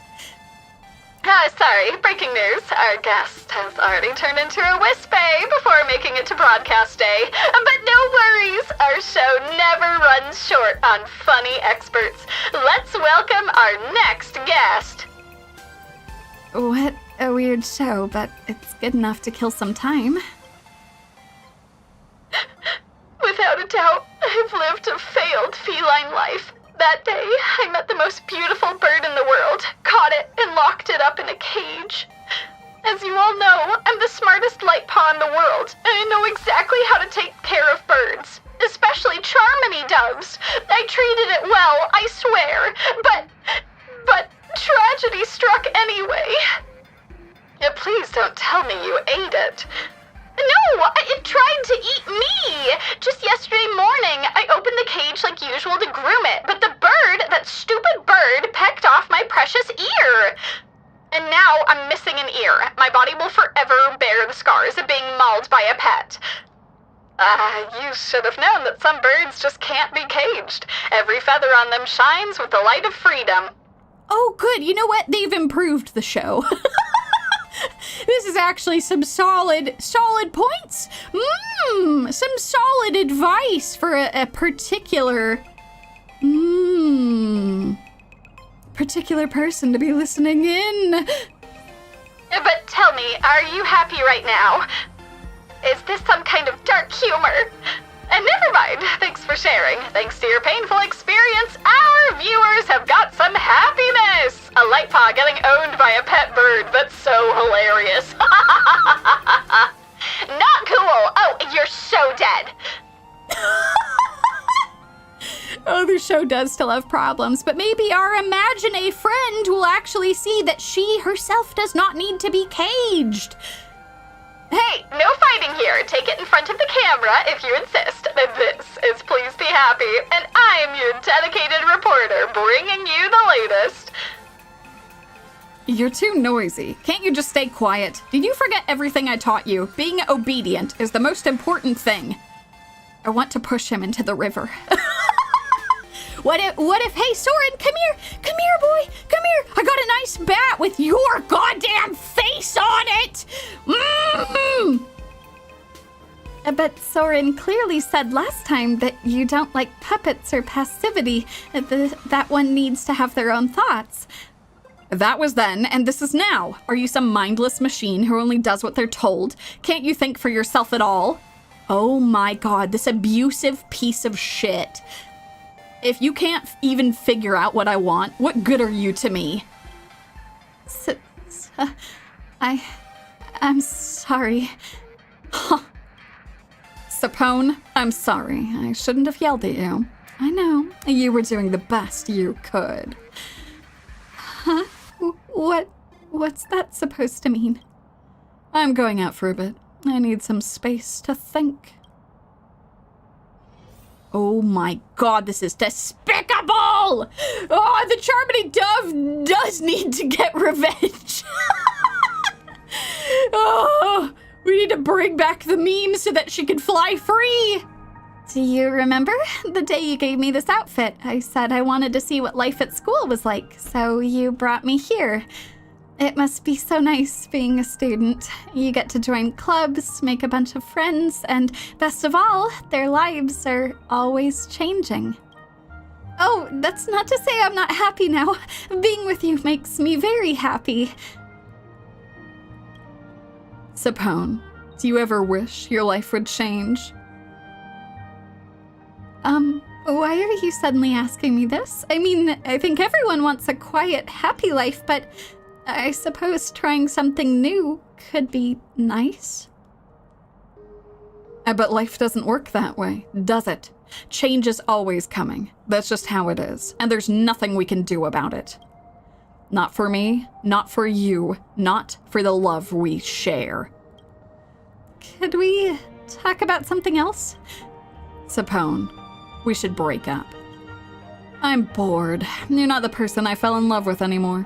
Let's just remember each other at our best. Dragging this out will only drain us both, so let's end it here, okay? Could you tell me what it is about me you don't like? There isn't one. I can't think of a single thing. And that's exactly why I hate this relationship. You're too perfect. Everything about you is exactly what I like. Your style, your favorite drinks, the comics you read, the shows you laugh at. It all fits my tastes perfectly. It's like reading a book I've already finished a dozen times. There are no surprises. I hate it. What I want is a perfect love that lasts forever. If a romance is about to turn sour, I'd rather end it when it's at its most beautiful. That's just love. When you stop feeling it in your heart, it's already gone. You can't hold on to it, no matter what. Hey, I have this knife all of a sudden here. Do you want it? Do you want it, Sapone? You want to take this little knife and do a little stab? But I never even had a choice. I know. I taught you so much, but I forgot to teach you one last lesson. I heard what they said on TV that day. A bird isn't meant to be kept in a cage. And the lesson I have for you is freedom. And so I'm setting you free. We had a wonderful month together, and now you must learn to live for yourself. Go on, embrace the world. Find your own happiness. Enjoy the life that is yours alone. And finally, forget me. Oh my god. Good, I'm glad that you all endorse. This is insane. This is absolutely insane. Wait, can I talk to him again? Can I give him a piece of my mind? This is insane. No, this isn't the path for you. Turn back. Find your happiness. Go now. I'll be wishing the very best for you and for the future that awaits you. Oh, we do need a bigger knife. Yes, No, that's the thing. Oh no, I think that Castorus's hug of death might not actually work now. So instead, she could just help him meet the afterlife with her scythe. Only hugs for for the good people and a scythe for the people like Soren. I'm free, but now that I've left him, how do I even start to live my own life? I don't know, but I remember what they said on the Fluffy. To trailblaze is to cast aside all fear and uncertainty and forge a new path. That's wonderful, Sapone. Oh my god. Perhaps I can do that too. I can get a job at the drink shop to get by. I'm sure the owner wouldn't turn me down. I've got tons of clothes I can sell for some cash, and I know how to make tea, arrange flowers, and cook. All of that must be useful for something. I want to go to school, too, and join clubs and make new friends. I want to chat with everyone about all the popular shows and comics. Oh, and I want to... The wind whips the leaves into a frenzy, swallowing the girl's figure from sight, and with it, all her boundless hopes for the future. As the leaves drift away, nothing is left at the end of the road but the wispy scattered across the ground. The girl named Sapone and all the words she never had the chance to speak are gone, without a trace. Oh my god, this is wretched! Can I, attach a knife to the end of my bat and stab? Is that a thing that I can do?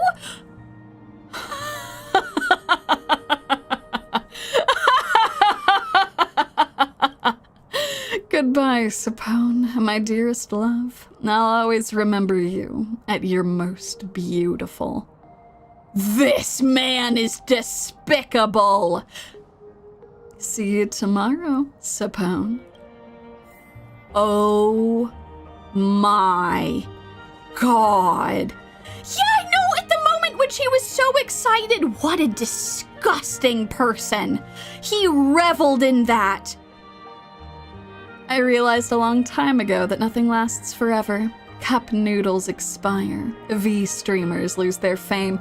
The feeling of like is fickle, and even a legally created life form changes based on the nature of its wish power. Is there anything in this world that truly lasts? That's why I gave up on chasing forever. What I want now is a perfect love that never ends. If our love starts to sour, I'll just get a new one. You're aware that an unauthorized imagine can't draw on much wish power, right? They don't last long at all. Are you sure you want to love her? How long will she last? A month, maybe. It could be less. And no amount of money will change that. This is the absolute limit of what I can do. Oh my god. That's more than enough time to love. But I have one condition. Give me the original copy of the art. You're not thinking of...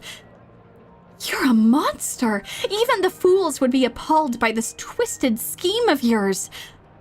Nothing lasts forever. Not life, not wish power, and certainly not love. So, before she expires, before the love runs dry, just as I'm getting tired of her, I'll just have her remade. Simple, isn't it? And so my love will be perfectly pure, absolutely perfect, and it will never end.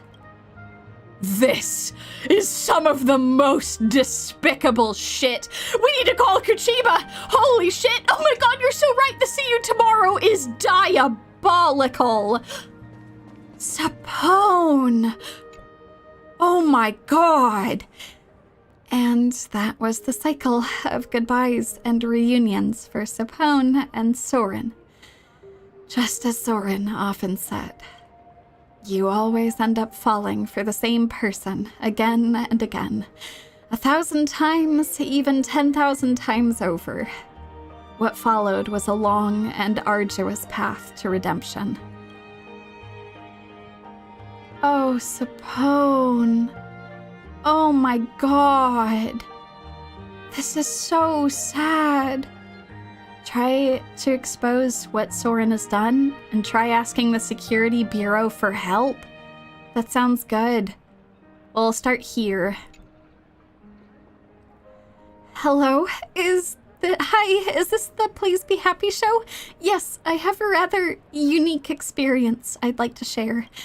Yes, I'm sure it's just what you're looking for. It's tragic, full of pathos, the kind of thing that will have your audience in tears. No, I'm not making it up.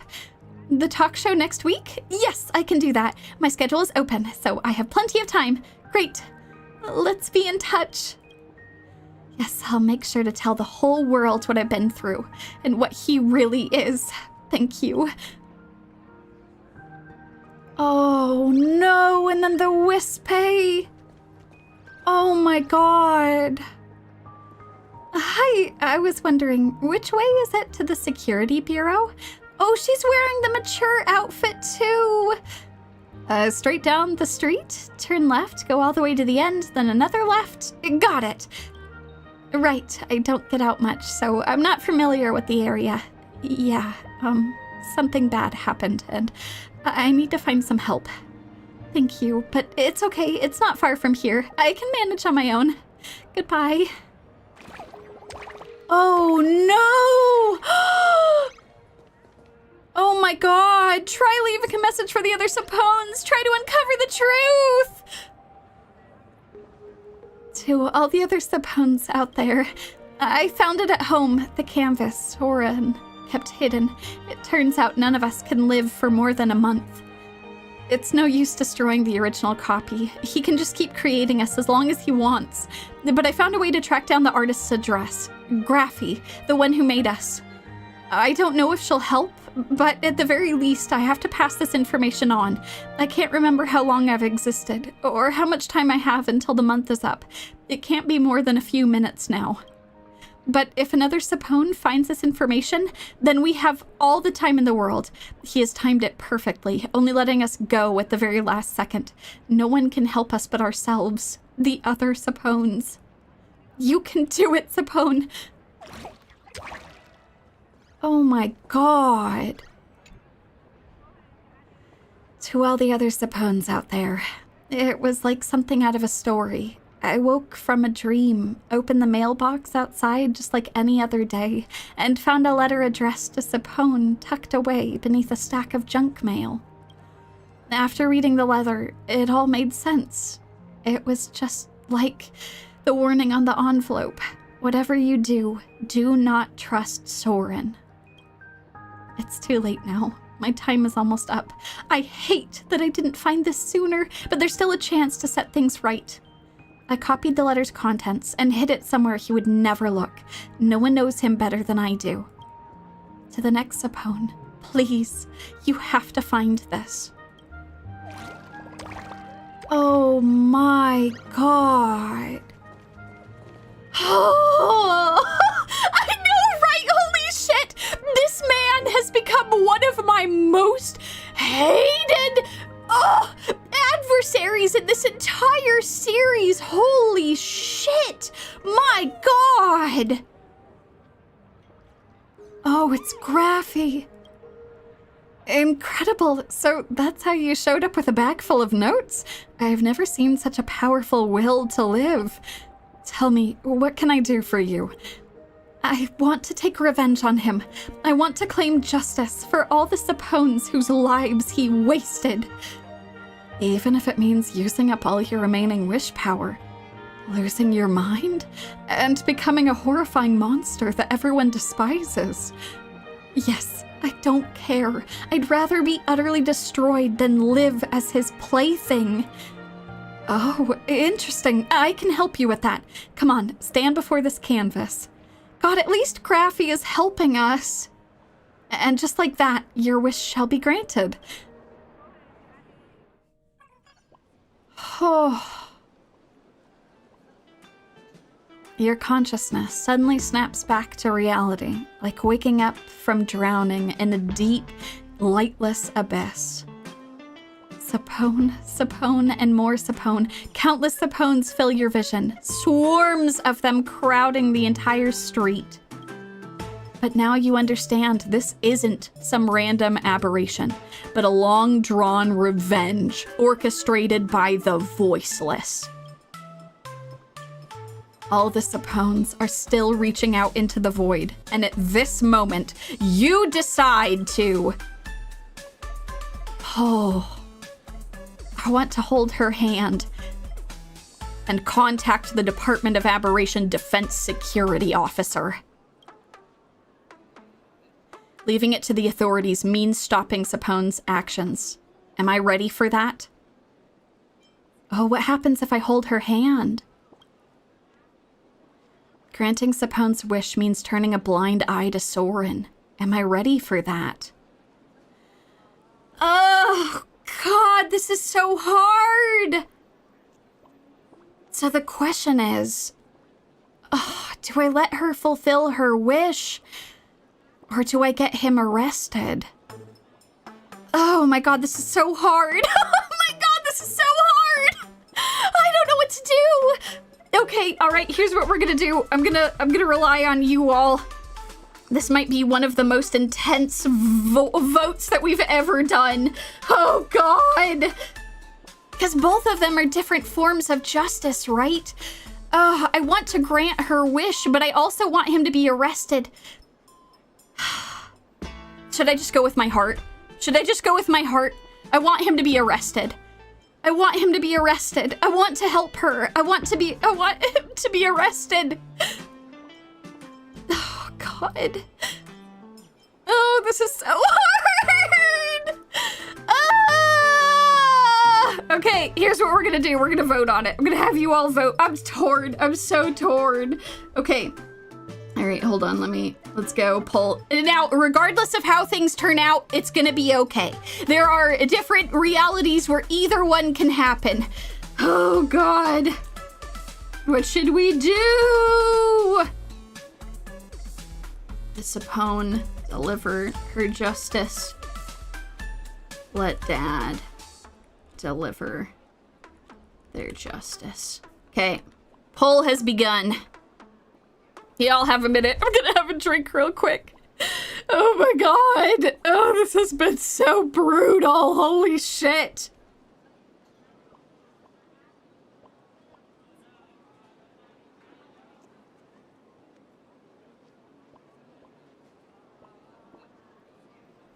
That was a very big drink of my tea. Okay. The votes are coming in. Oh, alrighty. All right, you all have 10 more seconds. 10, 9, 8, 7, 6, 5, 4, 3, 2, 1. All right. I know that's the hard thing, right? Do I vote with my heart or vote to see the path I didn't take? I'm only picking the first as I pick the other option. Okay, all right, we're gonna pick the first option.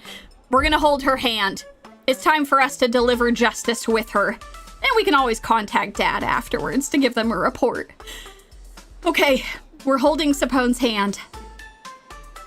Granting Sapone's wish means turning a blind eye to Soren. Am I ready for that? He deserves it.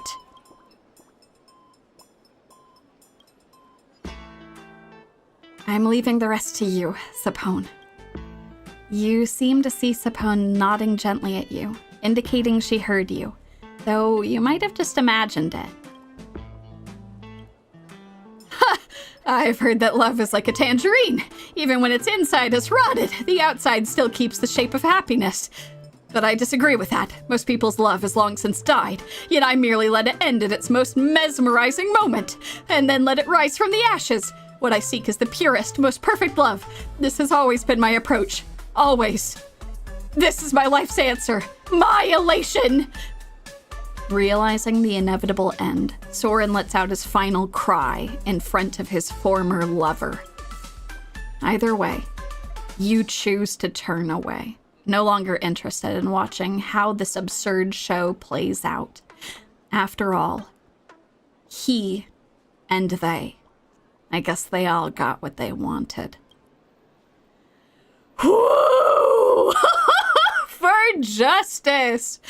You're here. Ashvale! I'm crying. Oh, God. That was so rough. A word from the Security Bureau is that there's been a massive aberration event lately. An Imagine called Sapone split herself into multiple copies and caused quite a ruckus. The aberration subsided quickly, causing no real damage, but she had drawn enough attention. Following the leads, they found the evidence right at the scene. A package stuffed with envelopes. Huh. The artist turned herself in. She probably planned this from the start. Maybe she got on someone's bad side and needed to lie low for a while. That's good. Okay. That official who illegally created Imagine, Soren, has vanished. Is he alive or dead? We don't have an answer right now. Oh, I'm sure that we won't ever be hearing from him again. This is what Sapone wanted. I'm glad that we could help her deliver this justice, at least. What do you know about this? Oh, I don't know. I just bet he's definitely a bad person. All right, then. If anyone from the Security Bureau asks what you were doing that night, just tell them you were having hand-stretched noodles with me. My man! Holy shit! Ashvale, you are fantastic. Thank you. Thank you so much. God damn. Holy shit. Ashvale is a real one. God damn, that was amazing. Sapone got justice and rid the world of an absolutely despicable man. I mean, here's the thing. I was talking about stabbing him myself.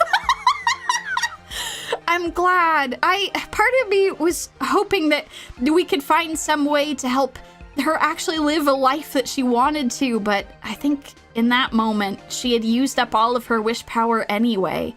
I think that was incredible. Oh yes, of course, we'll read the article. Then we've got, we'll talk to the Furbos real quick, and then we're gonna go investigate the Sinwish Syndicate real quick before we call it for today. Oh my god. The frantic dash through the streets was Sapone's final dance. Hashtag Furbobo Big Scoop. After a thorough investigation, the Furbo team has uncovered that those clone Imagines spotted on the streets lately are named Sapone, and they've been searching for their creator, a Department of Aberration Defense employee named Soren. Created as Soren's perfect girlfriend, she once lacked a sense of self. But after learning that 30 Sapones had been created and discarded by Soren, she just wanted to see him one last time and give him a piece of her mind. That's why the quest was called 31st Dates. Rumor has it Sapone fulfilled her wish and vanished like a falling leaf. Good God. Wait. Isn't that my coworker? The one who's always bossing people around at work? How does a guy like that have a girlfriend? Oh no! Didn't he make her himself? You didn't even bother reading the post, did you? Sounds wild, but in Planarcadia, that's pretty much par for the course. I want a perfect girlfriend too. No, you don't, Arcadian Leak. I'll find you. No one's gonna create any perfect girlfriends for themselves and then be just the worst human being. Dream on. Hell yeah, righteous citizen. With words straight from the heart like that, Soren must be really touched, huh? Shh, don't overthink it. Blurry QR cult material +1. God damn. Oh, that was fantastic. Okay, before we go track down this hand that's in the wall, we're gonna go talk to our Furbos real quick, which will give me time to clear up all the tears in my eyes. Holy shit, y'all, that was unbelievable. I'm so happy we're able to get the justice that she deserved. And now that man is not going to be hurting anyone else ever again.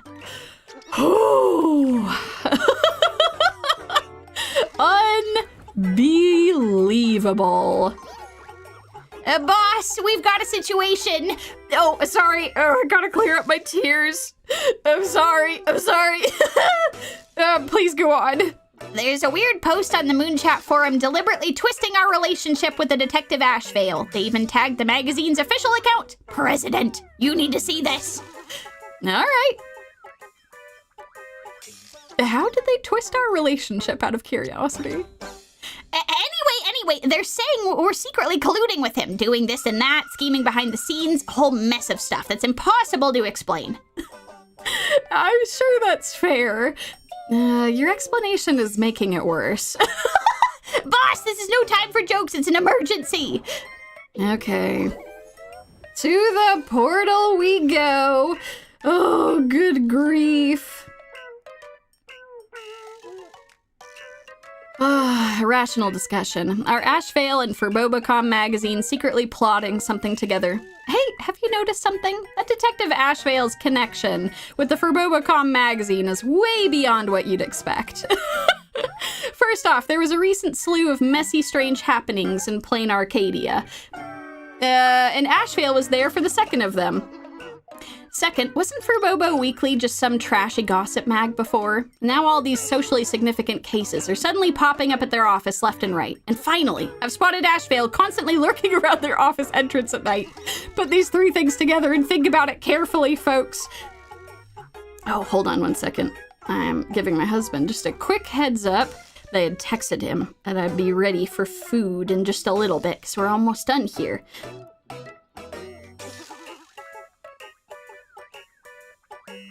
All right.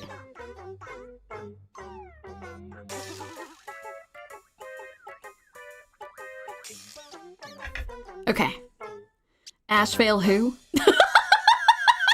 As soon as the OP finished speaking, everyone freaked out and started asking who Ashvale is. What does this have to do with Ashvale? Administrator, delete this post. So much criminal activity lately. A duo mentioned city's gonna turn into another Japella at this rate. Oh my god! Come to think of it, you're probably more interested in Ashvale. I bet it was Ashvale themselves who posted this. I'm not Ashvale. Ashvale posts from Dovebrook District, and my address isn't in the Dovebrook District. Even though it is. No way, I don't believe it! Furbobocom official, debunk this right now. It's a flame post, don't read. Oh man. Yeah, you know what? Holy shit, that is such a good shout out, Moomin. Oh, they have done such a good job with the side quests for this. Like, especially like dropping that on us when we've had so many fun, laughable things that have been happening. Well, we do have like a darker undercurrent of the Herald of Death and everything. My god, they've done such a good job with these side quests. Oh. This is outrageous, boss. What are we actually going to do? Well, listen, Julian, we've had kind of a full day. We solved multiple high-profile cases. I would just publicly take your stand to avoid trouble. I got it! Raccoon coolly shuts down the haters. Then I'll write it like this. On behalf of Furbobo Weekly, we solemnly clarify our publication has always maintained a neutral and objective investigative stance with absolutely no private dealings. Should likes exceed 500, we reserve the right to pursue legal action for defamation. Wait, did we really need that last part? Oh god. Oh, good grief. Okay. Alright, well. Ashvale got doxxed, caught red-handed in his freezer. Boss, I would like some advice on career planning. Do you have a moment? Sure, as long as it doesn't take too long. Thank you, boss. I'll be quick. I've worked at Furbobocom for ages now, but my parents keep saying I have no career plan, no direction in life. But I clock in just so I can clock out. That seems like a pretty clear goal to me. Don't worry, you've got your goals all mapped out. Thank you so much, boss. I've got this. If my parents ask, I'll just say you told me so. Shit, maybe I should have given some real advice. I think I get it now. Deep thinking isn't for me. I should stick to what I do best. Mastering the art of slacking off. Is that something you should be telling me as your boss?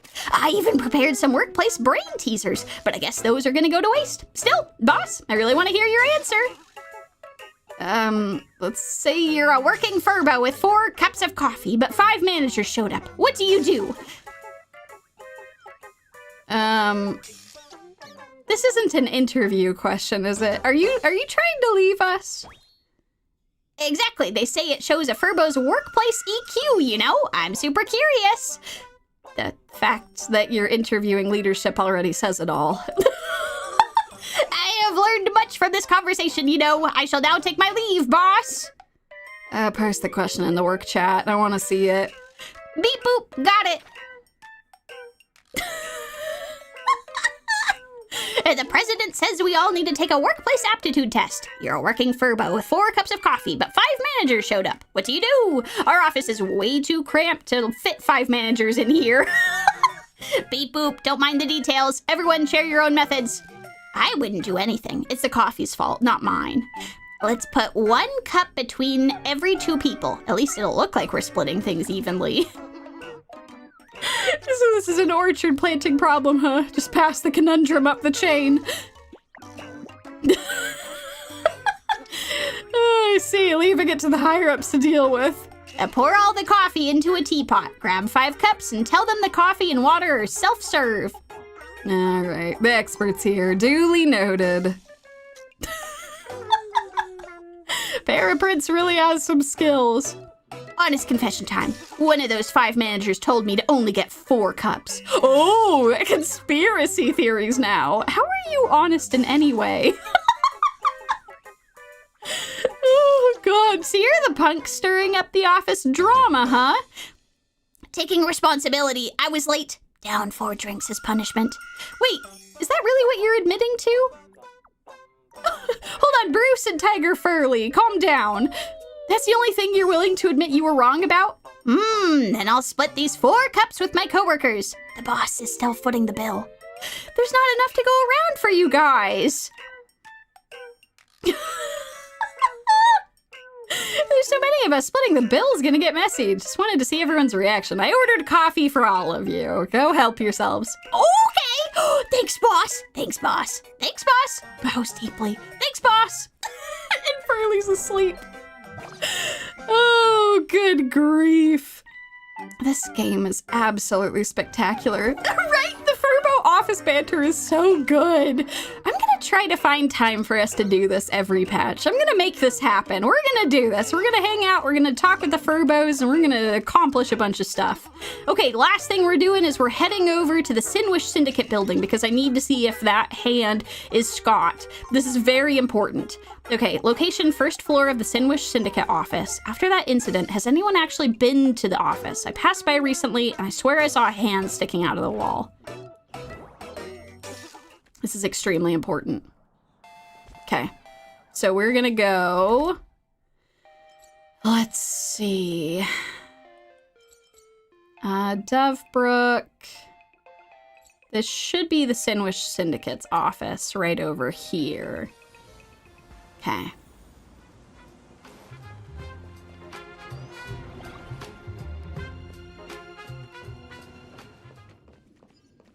Hand sticking out of the wall, huh? Mind if I do? Okay, nothing over here yet. Oh. These are all kind of blocking the way. Hello. Go to the top floor.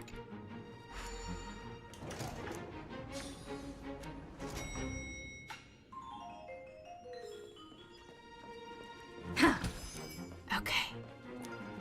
Slowly making our way. I don't know if it's gonna be in here. Damn. Well, I'll have to go do some investigating and see if I can't track down that hand. That's gonna be my mission. I'll report back to you folks next week when we do some currency wars together. Speaking of, that's my plan for next week is we'll play some currency wars together and we'll pull for Sparksy at that point. We'll have a fun time playing through some of the new stuff and new interactions in Currency Wars. And later this week, we're gonna play Fortnite. I'm gonna play Fortnite, so you can come check that out too if you aren't so possessed to do so. I'm sure it will be very funny for all of you to watch me, as I'm very bad at this. Yep, the Detective Yumi will be back on the case. In fact, I also really I love whenever you folks Where's Yumi, I guess like the Where's Waldo of my thumbnails. Thank you all for having so much fun trying to find me in the thumbnails. I might actually, if the thumbnail I originally had for this stream, I might swap it out because I really liked that sparkle in a detective hat shot. We did a lot of detectiving this episode. This particular episode in Planarcadia. So I was thinking maybe I would have the detective sparkle and I'll be like nearby her somewhere in frame. But that means I can hold on to this particular thumbnail for some other stuff too. So it'll be perfect. I'll probably have that updated in a couple hours here. So by the time some of you watching this as a VOD might be checking this out, it might have already been updated to the sparkle one. So that'll be perfect. Folks, this was so much fun. I'm so happy that we played through side quests. I'm gonna do everything that I can to try and make it so that we can at least play through a couple side quests every single patch. Because now that they have this, like, there's so many good quests we have to go and explore together. We have to go and check all of this out. Oh. Thank you all for joining me as we did some spectacular detectiving, and we served some goddamn spectacular justice today. Until next time, excellent snack detectives, I'll see you all soon. Oh, it's Yumi!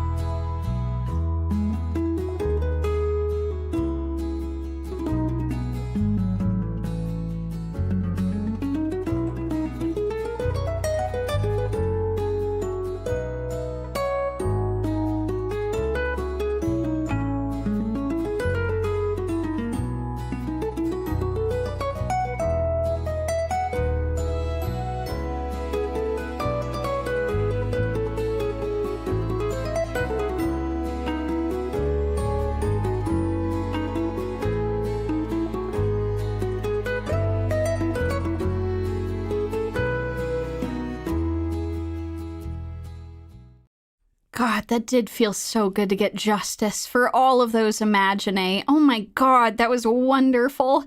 Thank you all so much for joining me. This was such a blast. Look forward to some more fun stuff soon, and I'll see you all at the Fortnite stream in 2 days.